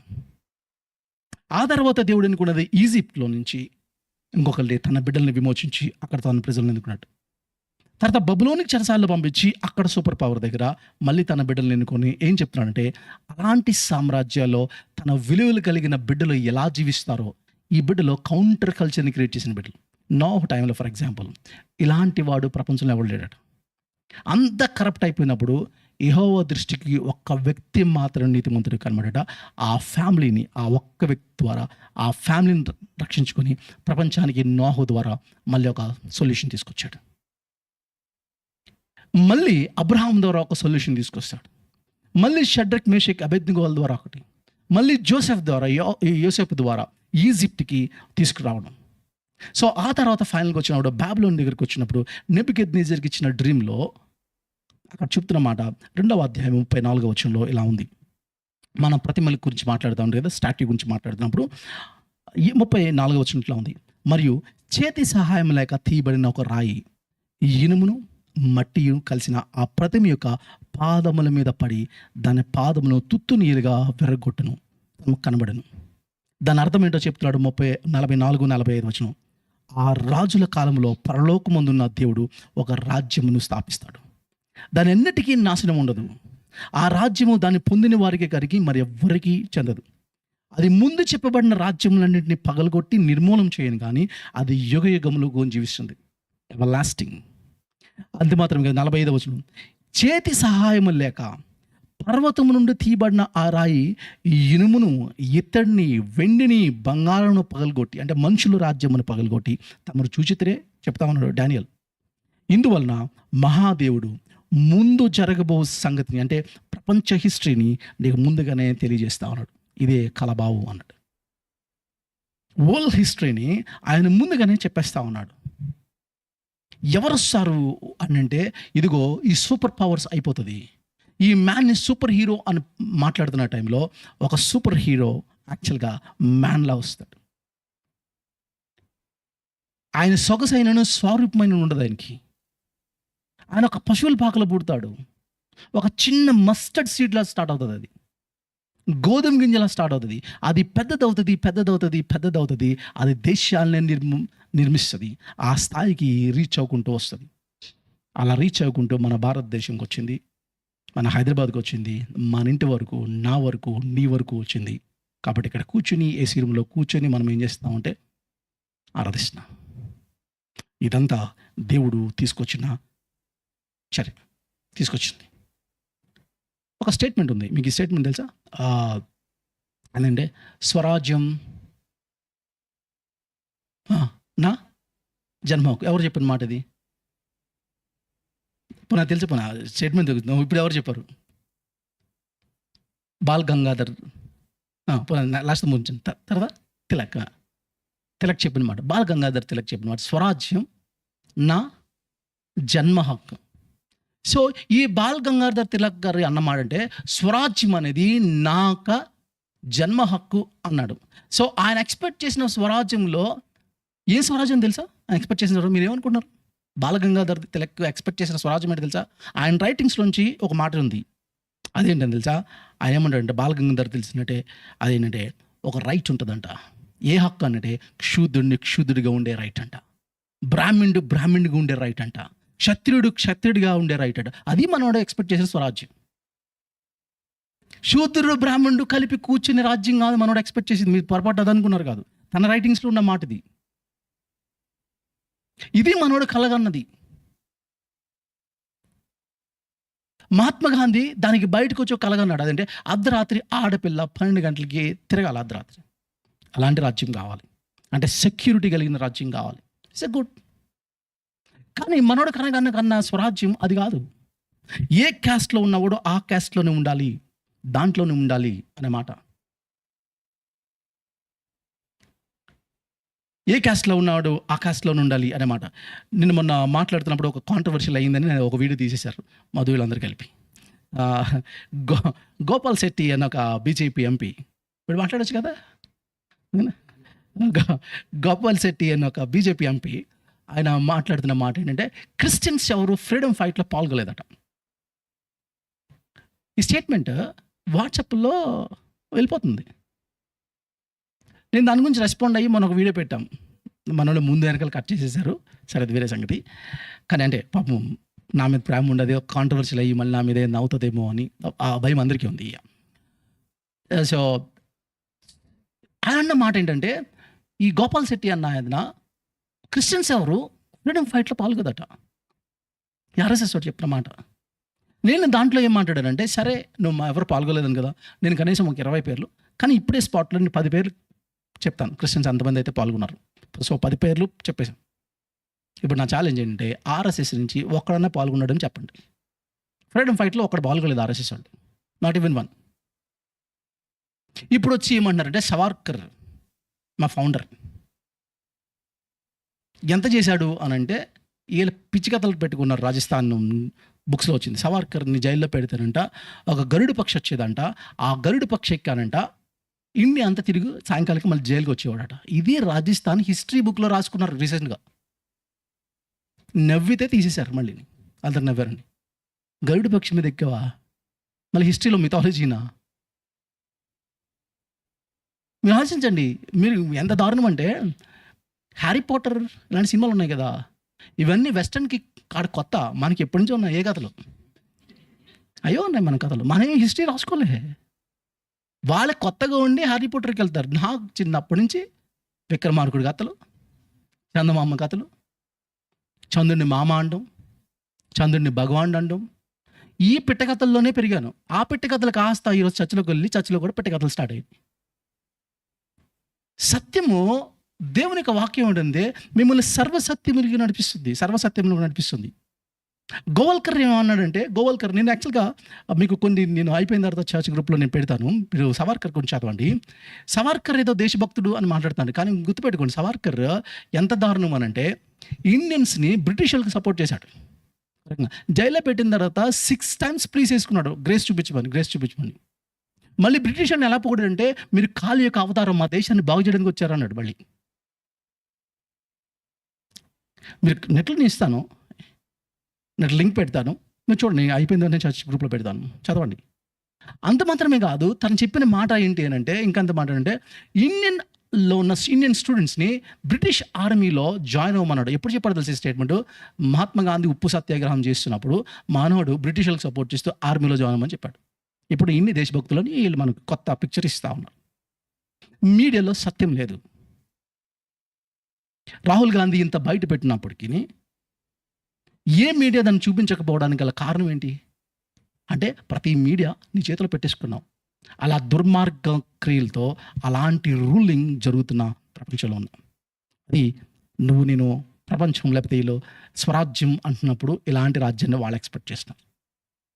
ఇస్లామ్స్ కూడా వాళ్ళు ఎక్స్పెక్ట్ చేస్తున్నారు. వాళ్ళు ఏంటంటే షరియా అనే ఒక లా ఉంది, అది తీసుకురావాలి. వాళ్ళు ప్రయత్నం చేశారు. మహమ్మద్ జిన్నా కానీ వీళ్ళందరూ చేసిన ప్రయత్నం. షరియా వాళ్ళ సిద్ధాంత ప్రకారం లా ఉండాలి. ఈ సిద్ధాంత ప్రకారంలో ఏంటి అని అంటే మీకు తెలుసు, అదేంటంటే ఎంత ఉంది, ఒకేసారి 5 పెళ్లి చేసుకొని ఉండొచ్చు, ఇవన్నీ ఉంటాయి. సో వాళ్ళు ఎక్స్పెక్ట్ చేసిన రాజ్యం అది, మీరు ఎక్స్పెక్ట్ చేసిన రాజ్యం ఇది. దానికి భిన్నంగా దేవుని రాజ్యం ఏం చేస్తుంది? ఒక దేశానికి వచ్చి దేవుని రాజ్యం ఏం చేస్తుంది అని అంటే, నేను ప్రవీణ్ అన్న కొన్ని కోట్ చేసిన దాంట్లోంచి నేను కొన్ని మాటలు చెప్తున్నాను. నేను కూడా కొంచెం వర్క్ చెప్తున్నాను. అవేంటి అంటే, ఒకటి 1807లో 1807లో సో స్లావరీ అంటే బానిసత్వాన్ని అరికట్టడానికి ఒక లా తీసుకొచ్చారు. అది 1807లో తీసుకొచ్చింది, 1807లో. ఆ తర్వాత ఆంధ్ర జోగిని వ్యవస్థ అనే యొక్క అమ్మాయిల్ని ప్రాస్టిట్యూట్స్గా వ్యభిచారంగా చేసేస్తే వాళ్ళని ఆపడానికి ఒక లా తీసుకొచ్చారు. అది 1988 సంవత్సరంలో, 1988. అంటే ఆలోచించండి, అంటే 40 years బ్యాకే, అంతే కదా, 40 years బ్యాక్ ఈ లా వచ్చింది. అప్పటి వరకు టెంపుల్ ప్రాస్టిట్యూట్స్ అనేది లీగల్. టెంపుల్లో ప్రాస్టిట్యూట్స్ ఉండొచ్చు. సో భక్తులందరూ అబ్బాయిలు ఉండేవారు, అప్పుడెప్పుడు టెంపుల్కి వెళ్ళేవారు. అలా ఇండియన్ ఎడ్యుకేషన్ లేకపోతే ఎడ్యుకేషన్ అనే కాన్సెప్ట్, రైట్ టు ఎడ్యుకేషన్ అనేది ప్రతి ఒక్కరు చదువుకోవాలి, బ్రాహ్మణ్ మాత్రమే కాదు అని మీ లా ఏం చెప్పింది, మీ రాజ్యం ఏం చెప్పింది అంటే బ్రాహ్మణే చదువుకోవాలి అని అంటే, లేదు అందరూ చదువుకోవాలి అనే ఒక లా 1913లో తీసుకొచ్చారు, 1930లో.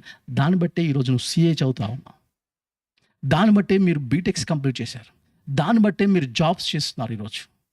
లేదు అనంటే అందరూ చదువుకునే హక్కు లేదు, కేవలం బ్రాహ్మణుడు మాత్రమే చదువుకోవాలి, క్షత్రియుడికి తను కూడా చదువుకోవచ్చు. ఈ రెండే, మిగతా వాడు చదువుకోవడానికి వీల్లేదు. కానీ దేవుని రాజ్యం ఎలా స్థాపించింది మీకు అర్థం అవ్వాలి. లేకపోతే యోసేపు ఐగుప్తుకి ఏమి చేశాడో ఆ విషయం తెలియని ఒక జనరేషన్ వచ్చిందంట. అందుకని ఇశ్రాయేలీయుల్ని ఏడిపించడం నేర్చుకున్నాడు. కాబట్టి క్రైస్తత్వం భారతదేశానికి ఏమి చేసిందో తెలియని ఒక జనరేషన్ రావడం వల్ల ఈరోజు భారతీయుల్ని విమర్శిస్తుంది. ఈరోజు నువ్వు చదువుకుంటున్నావే, కారణం ఏంటో తెలుసా? ఏం దీన్ని బట్టి నువ్వు తీసుకొచ్చిన రామరాజ్యం బట్ట బ్రహ్మతాలకాల నుంచి బ్రాహ్మణుడు మాత్రమే చదువుకోవాలంటే అది తప్పు అని చెప్పి రైట్ టు ఎడ్యుకేట్ ప్రతి ఒక్కరు చదువుకోవాలని 1913లో మిషనరీస్ తీసుకొచ్చిన మూమెంట్ అది. దాన్ని బట్టి విద్య వస్తుంది నీకు. ఈరోజు చదువుకోగలుగుతున్నారు. వాళ్ళకి విద్య చెప్పలేదు, ఆ రాజ్యం నీకు విద్య చెప్పలేదు. ఇంతకీ చివరికి ఏంటంటే ప్రాపర్టీకి నీకు సొంతగా నువ్వు ల్యాండ్ సంపాదించుకోవడానికి లేదు, కానీ సొంతగా ల్యాండ్ సంపాదించుకోవచ్చు, నీకంటూ ల్యాండ్ కొనుక్కోవచ్చు అని 1795లో మిషనరీస్ తీసుకొచ్చిన మూమెంట్. వాళ్ళు తీసుకురావల్ల ఈరోజు నాకంటూ ఒక సొంత ఇల్లు నాకు సాధ్యం అవుతుంది. ఇంకా దారుణం ఏంటంటే, నువ్వు పెళ్లి చేసుకోవాలా అయితే నీ భార్య నువ్వు పెళ్లి చేసుకోక మునుపు నువ్వు వెళ్ళి ఒక బ్రాహ్మణుడి దగ్గర 7 రాత్రులు ఆ అబ్బాయితో సెక్స్లో పాల్గొవాలి, ఆ బ్రాహ్మణుడి దగ్గర. అప్పుడు నీకు పుణ్యం వస్తుంది, ఎందుకంటే నువ్వు శూద్రుడిగా పుట్టావుగా. ఎలాంటి ప్రపంచాలు చూసినారా, ఎలాంటి రాజ్యాలు ఉండేవి తెలుసా? ఆ రాజ్యం నుంచి దేవుడు ఈ కొత్త రాజ్యాన్ని తీసుకొచ్చాడు. భారతదేశంలో లా తీసుకొచ్చాడు. అంటే పెళ్లి చేసుకుంటే వెళ్ళి వాడి దగ్గర పడుకోవాలా? అప్పుడు పెళ్ళి అవుతుందా? అలా కాకుండా చేసింది. ఇంకా కొన్ని విషయాలు ఏంటంటే, భర్త చనిపోతే ఎంత దారుణంగా హింసించారో దానికి బెస్ట్ ఎగ్జాంపుల్ ఏంటంటే, లాస్ట్ టైం మనకి భాగ్య అంటే దాన్ని చాలా క్లియర్గా ఎక్స్ప్లెయిన్ చేశారు. అంటే మీ అమ్మమ్మ గారు కదా, అంటే నానమ్మ గారు. అంటే వాళ్ళు తమిళ్ బ్రాహ్మిన్ నుంచి ఫ్యామిలీ నుంచి వచ్చారు. వాళ్ళ నానమ్మ గారిని దగ్గరగా చూశారు. ఒక భర్త చనిపోతే ఎంత దారుణంగా హింసించారు అంటే, ఒక మాట ఉంది, ఈ మతం నన్ను ఏం చేయలేదు, ఈ మతం నా నానమ్మని దూరం పెట్టేసింది, ఈ మా మతం ఆ నానమ్మని ఎక్కడ పడితే అక్కడ, ఇంకా అంటే చాలా ఓపెన్గా చెప్పేశారు. అప్పుడు ఎలా బిహేవ్ చేశారు, నేను నానమ్మని చూశాను, కానీ వీళ్ళ కాదు మాకు భోజనం పెట్టింది, వీళ్ళ కాదు మాకు చేసింది, ఈ మిషనరీస్ వచ్చి మాకు విద్య ఇచ్చారు, ఈ మిషనరీస్ వచ్చి చేశారు. బ్రిటిష్ వాళ్ళు భారతదేశాన్ని దోచుకున్నారు, కానీ మిషనరీస్ దేశాన్ని కట్టడంలో పనిచేశారు. Human sacrifice. కొన్ని చెట్ల మీద చిన్న పిల్లల్ని మీరు ఊహించుకోలేరు, చిన్న పిల్లల్ని కట్టేశారు చెట్ల మీద. చీమలు వచ్చి కుట్టి చంపేస్తే ఇది దేవునికి బలి అని చెప్పారు. చిన్న పిల్లలు వాళ్ళ సొంత పిల్లల్ని చెట్లకు కట్టేశారు.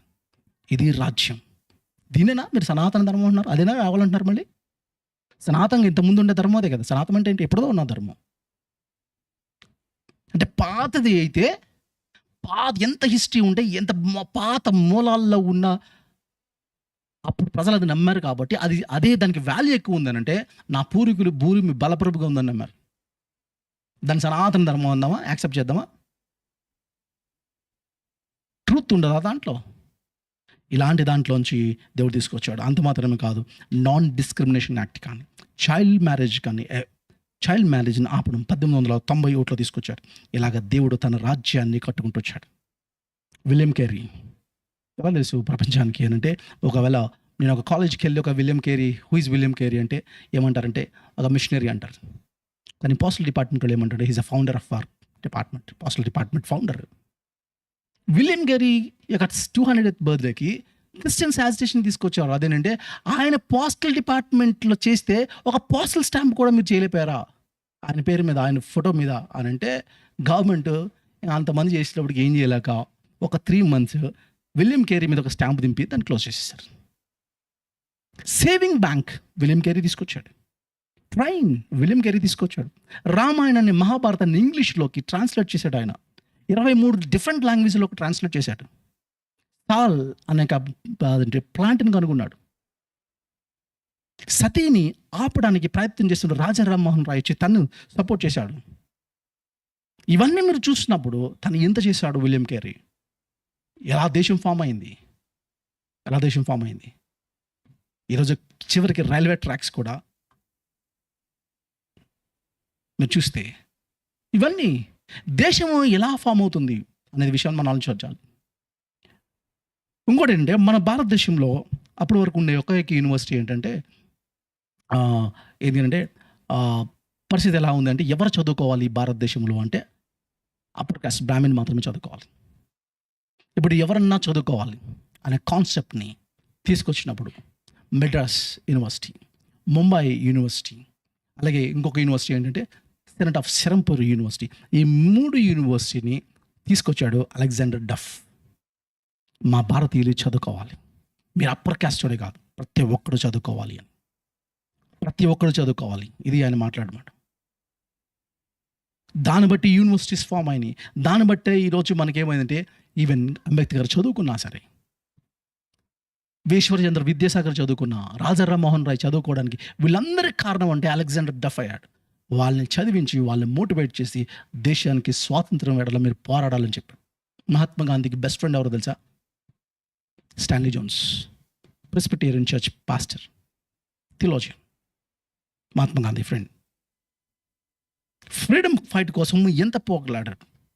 అంత మాత్రమే కాదు, మీరు ఇది విన్నారు ఇప్పుడు మీరు రైల్వే స్టేషన్లో శామ్ హెగిన్ బాటమ్ బుక్స్ అని ఉంటాయి చూసారు? రైల్వే స్టేషన్లో Sam Higginbottom books, even Rajahmundry railway స్టేషన్లో కూడా ఉంటుంది. హెగిన్ బాటమ్ భారతదేశంలో గ్రీన్ రెవల్యూషన్ అనే మూమెంట్ని తీసుకొచ్చాడు. Is a missionary. యూనివర్సిటీని కట్టాడు. హిగన్ బాటమ్ యూనివర్సిటీ ఇప్పుడు మనకి చూస్తాం యూపీలో ఉంటాడు. దానికి విశాల్ మంగళవాడి కూడా he's very good contributor. Agricultural ల్యాండ్స్ని ఎలా పెండించాలి, దారా యాక్ట్ అని ఒక యాక్ట్ని తీసుకొచ్చి ఎట్లా చేశారంటే వీళ్ళు వేలు ముద్రలేసి దీన్ని ఆక్యుపై చేసేస్తుంటే, ల్యాండ్స్ని ఆక్యుపై చేసుకుంటే చదువుకోలేదన్న దాంట్లో తను వెళ్ళి దాన్ని ఆపి వాళ్ళకి తక్కువ వడ్డీకి ఇప్పించి చేశాడు. అలాగా దేశాన్ని నిర్మించడంలో దేవుడు తన ప్రజలను ఉపయోగించుకొని దేశ నిర్మాణంలో ఉపయోగపడ్డది. మీరు ఆలోచించండి, సనాతన ధర్మం అనే concept, Islamic kingdom and the God's కింగ్డమ్కి ఉన్న తేడాది. గాడ్స్ కింగ్డమ్కి ఉన్న తేడాది. గాడ్స్ కింగ్డమ్లో ఆయన అంటాడు, ఇదిగో మేకా గ్రంథంలో 6వ అధ్యాయం 8వ వచనం చదువుతున్నాను, మనుషుడా ఏది ఉత్తమమో అది మీకు తెలియజేస్తున్నాను, ఏది ఉత్తమమో మీకు తెలియజేస్తున్నాను, న్యాయంగా నడుచుకున్నటయు, కనికరాన్ని ప్రేమించుటయు, దేని మనసు కలిగి ఉండుటయు, ఇదే కదా నీ దేవుని ఎదుట ప్రవర్తించుట, ఇదే కదా యెహోవా నిన్ను అడుగుతున్నాడు. ఏమడుగుతున్నాడు దేవుడు నిన్ను? ఏమడుగుతున్నాడు? అయితే అన్నాడా? అది కాదు అడుగుతున్నాడు, న్యాయాన్ని బట్టి నడుచుకోవడం, కనికరాన్ని ప్రేమించడం, దేని మనసు కలిగి యెహోవా ఎదుట ప్రవర్తించడం, దేని మనసు కలిగి ఉండడం, హంబుల్గా ఉండడం. ఇది యెహోవా నిన్ను అడుగుతా ఉన్నాడు, ఇది నేను అడుగుతా ఉన్నాడు. దేవుని యొక్క వాక్యం ఎంతవరకు వెళ్ళిపోయిందంటే చివరికి వెళ్ళిపోతుంది. ఏమంటే ఆయన అంటాడు, ఇదిగో వాళ్ళు చెప్తా ఉన్నారు, నువ్వు అమ్మాయి అయితే ఇదిగో టెంపుల్ ప్రాస్టిట్యూట్గా ఉండాలి. ఈవెన్ అది అక్కడే కాదు, ఇస్లామిక్ దాంట్లో కూడా 9 years గర్ల్తో పడుకొని చేసిన పనులు ఇస్లామిక్ కాన్సెప్ట్స్లో ఉన్నాయి. ఫౌండర్ చేసిన పనులు ఇవన్నీ. ఇలాంటి కాన్సెప్ట్కి భిన్నంగా దేవుని యొక్క మాట చాలా స్పష్టంగా మాట్లాడుతుంది. ఈవెన్ మీకు తెలుసో లేదో, ఈవెన్ వాళ్ళ యొక్క మత గ్రంథాల్లో ఉన్న మాట అంటే బ్రహ్మ తన సొంత కూతురుతో సెక్స్ చేయడం, తన మీద ఆశ కలిగి ఉండడం. ఇది వ్యక్తి ఫెయిల్యూర్ కాదు, దేవుడి ఫెయిల్యూర్గా చెప్తా ఉన్నారు. ఏమన్నా మీ బైబిల్ ఎలా లేదా, లోతు తన పిల్లలతో పాపం చేయలేదా, సొలొమోను నిన్ను పెళ్లి చేసుకోలేదంటే ఎవరు చేశారు? మనిషి ఫెయిల్ అయ్యాడు, దానికి దేవుడు తిట్టాడు, వాళ్ళని గద్దించాడు, శిక్షించాడు. కానీ నువ్వు చెప్తున్నప్పుడు నీ దేవుళ్ళు, అందుకనే ఎవరంటే తను చాలా డైరెక్ట్గా మాట్లాడుతున్నాడు. ఎవరంటే ఆ ఫిల్మ్ డైరెక్టర్ ఎవరు, రామ్ గోపాల్ వర్మ చాలా డైరెక్ట్గా మాట్లాడుతాడు. ఒకవేళ నేను మాట్లాడితే మీకు ఇబ్బంది అయితే రామ్ గోపాల్ వర్మ స్టేట్మెంట్స్ వింటే చాలా ఇది ఉంటుంది. నా దేవుళ్ళు నాకేమీ రెఫరెన్స్ని నాకు ఇచ్చలేదు, ఈ దేవుళ్ళని చూస్తే నాకు రెఫరెన్స్ అనిపించలేదు, ఎందుకంటే నాకు మోడల్స్గా అయితే లేరు. ఇది మాట్లాడుతూ ఉన్నాను. మీరు ఆలోచించండి, ఇలాంటి పరిస్థితుల్లో దేవుడు ఎలాంటి రాజ్యాన్ని స్థాపిస్తున్నాడో మనం ఆలోచించాలి. ఎలాంటి రాజ్యాన్ని స్థాపిస్తూ ఉన్నాడు. నేను ఒక 2-3 మాటలు చెప్పి నేను క్లోజ్ చేస్తాను, నా టైం అయిపోయింది కాబట్టి. అదేంటంటే ఒక ఆయన, దేవునికి ఉన్న బిరుదు ఏంటంటే ఆకాశము ఆయన సింహాసనము, భూమి ఆయన పాదపీఠం అని చెప్పుకున్న అంత దేవుడు. From the top to bottom he created the heavens and earth అన్న టాప్ టు బాటమ్ క్రియేట్ చేసిన దేవుడు. నువ్వు మీట్ అవ్వాలి. ఎలా మీట్ అవుతారు? అమెరికన్ ప్రెసిడెంట్ని మీట్ అవ్వాలి. ఎలా మీట్ అవుతారు? అమెరికా ప్రెసిడెంట్ ఎందుకు, మన సీఎంని మీట్ అవ్వాలి. ఎట్లా మీట్ అవుతారు? యాడ్వి ఇచ్చేస్తారు అట్లా. అవును, మన ఎమ్మెల్యేని మీట్ అవ్వలేము, ముందు పెద్ద ప్రోటోకాల్ ఉంటుంది కదా. అలాంటి ఆయన ఒక ఆవిడ కోసం వెయిట్ చేస్తున్నాడట. ఏది 5 పెళ్ళిళ్ళు చేసుకుని పెళ్లి చేసుకోకుండా ఉండే క్యారెక్టర్ కూడా కోల్పోయినా, అది కూడా లోయర్ క్యాస్ట్కి చెందిన యూదులు అసహించుకున్న సమరయ స్త్రీ కోసం, లేదంటే రాజులకి రాజు అన్న ఆయన ఈజ్ వెయిటింగ్, ఏమంటే ఆవిడ అపాయింట్మెంట్ కోసం వెయిట్ చేస్తూ కూర్చున్నాడు. Contrast Kingdom. ఒకసారి ఏమడుగుతాడంటే, ఒక ఆయన అడుగుతాడు, ఒక మినిస్టర్ దగ్గరికి కొంతమంది ఏంటి, ఒక ఆయన వెళ్ళాడు అంట, నేను మినిస్టర్ని కలవాలి అని అంటే తన అసిస్టెంట్ చెప్తున్నాడంట, సరే మినిస్టర్ మేము కలవడానికి ఎవరు వచ్చారంటే, నాకు అంత టైం లేదు ఇండివిజువల్కి అని చెప్పు అన్నాడట. ఆయన అన్నాడట మినిస్టర్తో వెంటనే, అలా అంటే వాళ్ళ సెక్రటరీ చెప్పాడట, ఇంకా దేవుడు కూడా స్టేట్కి ఇంకా రాలేదు సార్ అన్నాడట. ఇండివిజువల్ని మీట్ అయ్యే టైం లేదు అని అంటే దేవుడు కూడా ఇంకా స్టేట్కి రాలేదు. మీరు అంటున్నారు ఇండివిజువల్స్కి, కానీ నువ్వు నేను ఆరాధిస్తున్న దేవుడు ఇండివిజువల్ని పట్టించుకున్న దేవుడు. చార్ల్స్ మీడ్ అన్న ఒక ఆయన కేరళలో తీసుకొచ్చిన ఒక మూమెంట్ ఏంటంటే, నాదర్ అన్న ఒక సమాజంలో ఉన్న విమెన్, లేకపోతే అక్కడ ఉన్న సినిమా కూడా వచ్చింది, అదంటే అమ్మాయిలు జాకెట్లు వేసుకోవడానికి లేదు ఈ దేశంలో. కొన్ని చెప్పుకోవడానికి సిగ్గుగా అనిపిస్తుంది, చెప్పుకోవడానికి కూడా చాలా అసహ్యంగా అనిపిస్తుంది. And there is a tax, it's called the breast tax. Cinema కూడా రిలీజ్ చేశారు మన పార్లమెంట్లో. ఆ సినిమా అనేది ఎందుకు రిలీజ్ చేయరు మీరు పబ్లిక్లో, మా స్టేట్కి ఎందుకు చేశారు, దేశంలో రిలీజ్ చేయండి, దమ్ముందా నీకు అని అడిగాడు ఎంపీ నరేంద్ర మోడీని.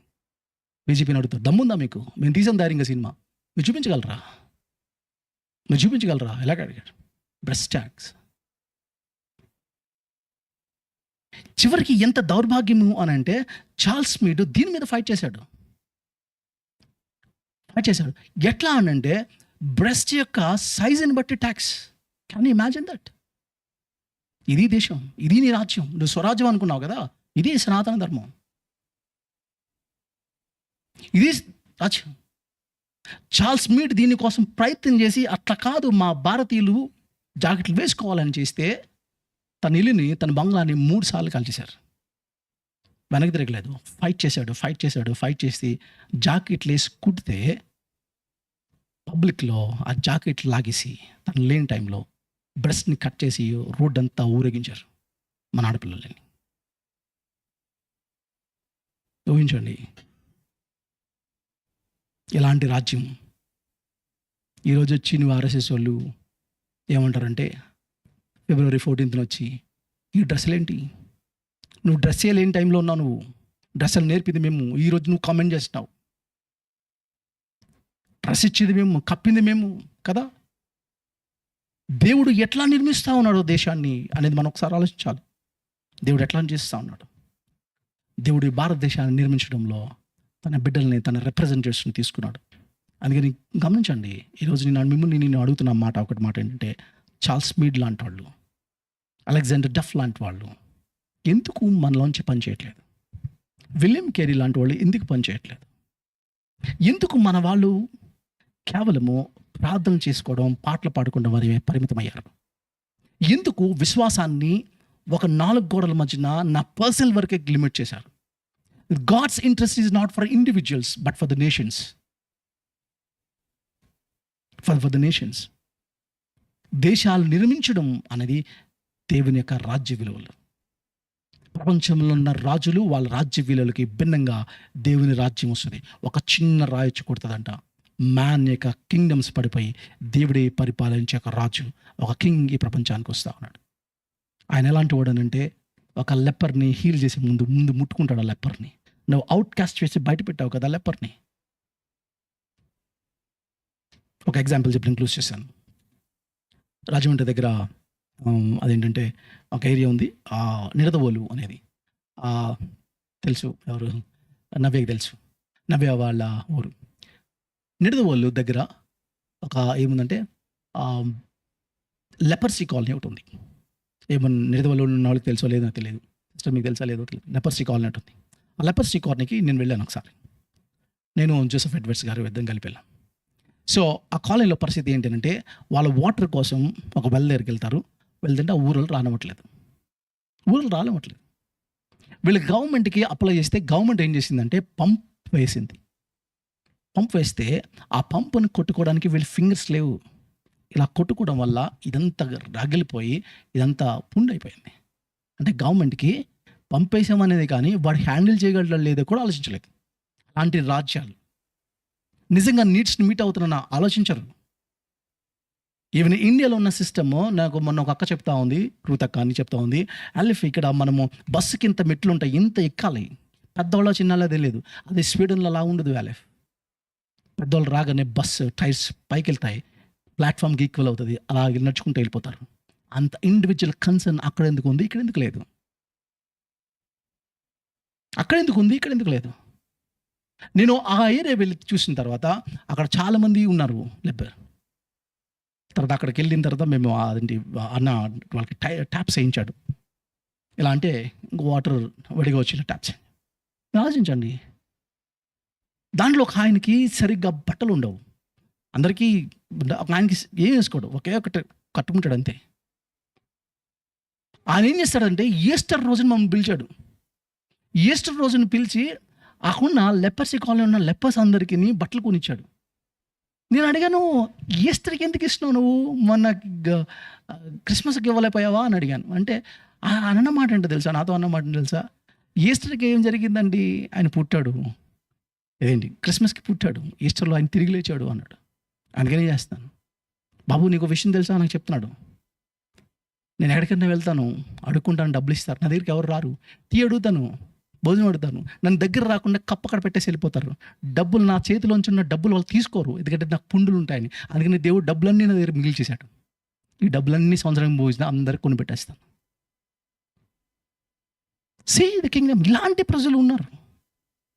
ఇలాంటి ప్రజల దగ్గరికి క్రీస్తు యొక్క సువార్త వెళ్తుంది. వాళ్ళు ఏంటంటే నువ్వు అవుట్ క్యాస్ట్ అని బయట పెట్టారు. యేసు ప్రభు వాళ్ళని చేయి చాచి ముట్టి స్వస్థత పరిచిన తర్వాత ముట్టడం కాదు, ముందు చేయి చాచి ముట్టి దగ్గర తెచ్చుకొని యాక్సెప్ట్ చేయడం. ఒక మూగవాడు ఉన్నాడు. ఆ మూగవాడిని హీల్ చేసినప్పుడు అందరిలోంచి బయటికి పక్క తీసుకెళ్ళాడట. మా డాడీ దీనికి ఒక మంచి డిస్క్రిప్షన్ ఇచ్చారు, నాకు అది గుర్తు. అదేంటంటే ఏం చెప్పారంటే, కాళ్ళు లేని వాడిని చూసి జాలి పడతామంట, కళ్ళు లేని వాళ్ళని చూసి జాలి పడతామంట కదా, చెవిటి వాడిని చూసి జాలి పడం కదా, సెటైర్లు వేస్తామంట. ఏమనంటే సౌండ్ ఇంజనీర్ వచ్చాడని ఇలా అంటామంట. అందరిలో ఉండి ఒంటరి అయిపోతాడు ఇలాంటి వాడు, చెవులున్నవాడు.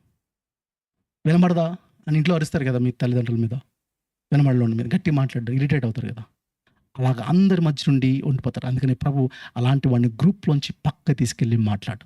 అంత ఇండివిజువల్గా ఇంపార్టెన్స్ ఇచ్చిన రాజు రాజ్యాన్ని అలాంటి వ్యక్తుల్ని మార్చి నీ ద్వారా తన రాజ్యాన్ని కడితే అలా ఫామ్ అయింది భారతదేశం.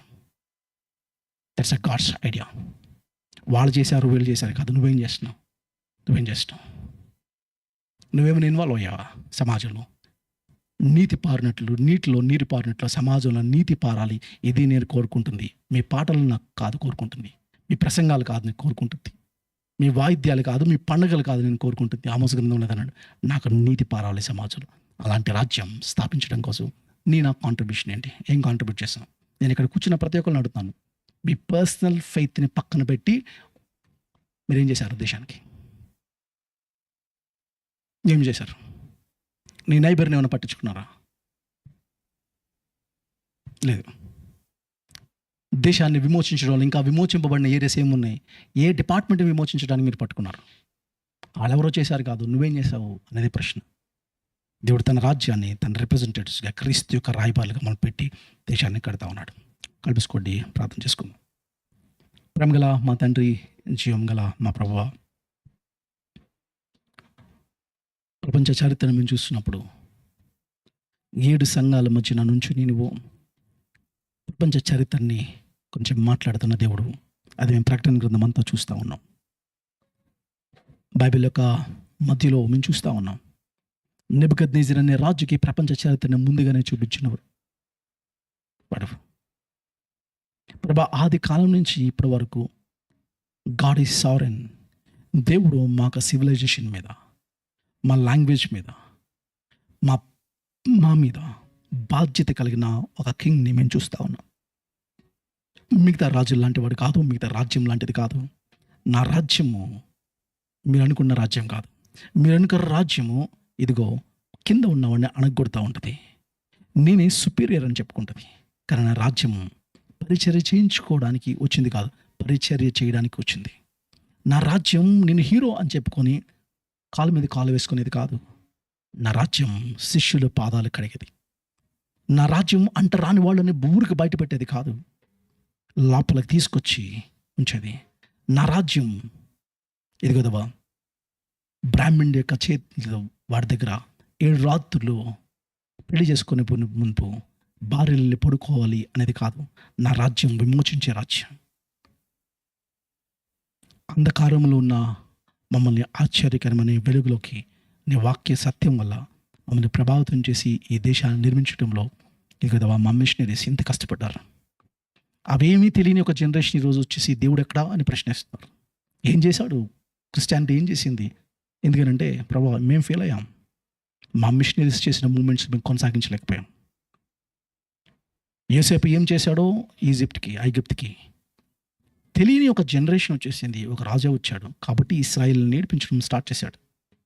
క్రైస్తత్వం భారతదేశానికి ఏమి ఇచ్చింది, ఎలాగ స్వాతంత్రం తీసుకొచ్చింది, ఇలాంటి దాంట్లోంచి వెలుగులో తీసుకొచ్చింది. అనేది తెలియని ఒక జనరేషన్, నేటి తరంకి క్రైస్తత్వం ఏం చేసిందో తెలీదు. ప్రభా, ఈ విషయాలు మాకు బోధించినందుకు నీకు వందనాలు. ఎలాంటి లాస్ తీసుకొచ్చింది నీ రాజ్యం, ఎలాంటి వెలుగులో తీసుకొచ్చింది, ఇవన్నీ ఈ విషయాలు మేము ఆలోచిస్తా ఉన్నాం. జ్ఞాపకం చేసుకోండి ప్రభా. ప్రపంచ చరిత్ర నడిపిస్తున్న దేవా, నీ రాజ్యం కోసం మేము వెయిట్ చేస్తూ ఉన్నాం. నీ రాజ్యం వచ్చుగా కానీ ప్రకటిస్తూ ఉన్నాం. అది రాబోతుంది అనేది కాదు, అది మీలో ఉంది, మీ నుంచి వస్తుంది అని అన్నావు ప్రభా. ఆల్రెడీ ఆ మూమెంట్ స్టార్ట్ అయిపోయింది. మేము నీ రాజ్యం యాక్చువల్గా రాబోతున్న రాజ్యానికి మార్గము సరళం చేయాలి ప్రభు. ఇది కదా విలియం కేరీ లాగా ప్రభు, ఇలాంటి మిషనరీస్ అనేక మంది, చార్ల్స్ లాగా, మీడ్ లాగా, ఇలాంటి మిషనరీస్ లాగా మేము కూడా సమాజంలోకి వెళ్ళి పనిచేసిన జ్ఞానానుసారమైన భక్తిని మాకు అనుగ్రహించండి. మా భక్తి చాలాసార్లు జ్ఞానానుసారంగా లేదు, ఇతరులను విమోచించేటట్టు లేదు. మా ఫాస్టింగ్ కూడా ఇదిగోదా అది స్వార్థపూర్వకంగా మాకేదో కావాలనేది, కానీ ఇదిగోదవ్వ మా కాంట్రిబ్యూషన్ ఏంటి, దేవుని రాజ్యాన్ని తీసుకురావడం, అక్కడ మేము పని చేయట్లేదు. ఇది అర్థం చేసుకునే శక్తిని మాకు అనుగ్రహించి నడిపించమని, బిడ్డల పక్షానిగా చేస్తున్న ఈ ప్రార్థన అంగీకరించమని మా ప్రభువును రక్షకుడైన యేసుక్రీస్తు నామమున అడిగి వేడుకుంటున్నాం తండ్రి. ఆమేన్.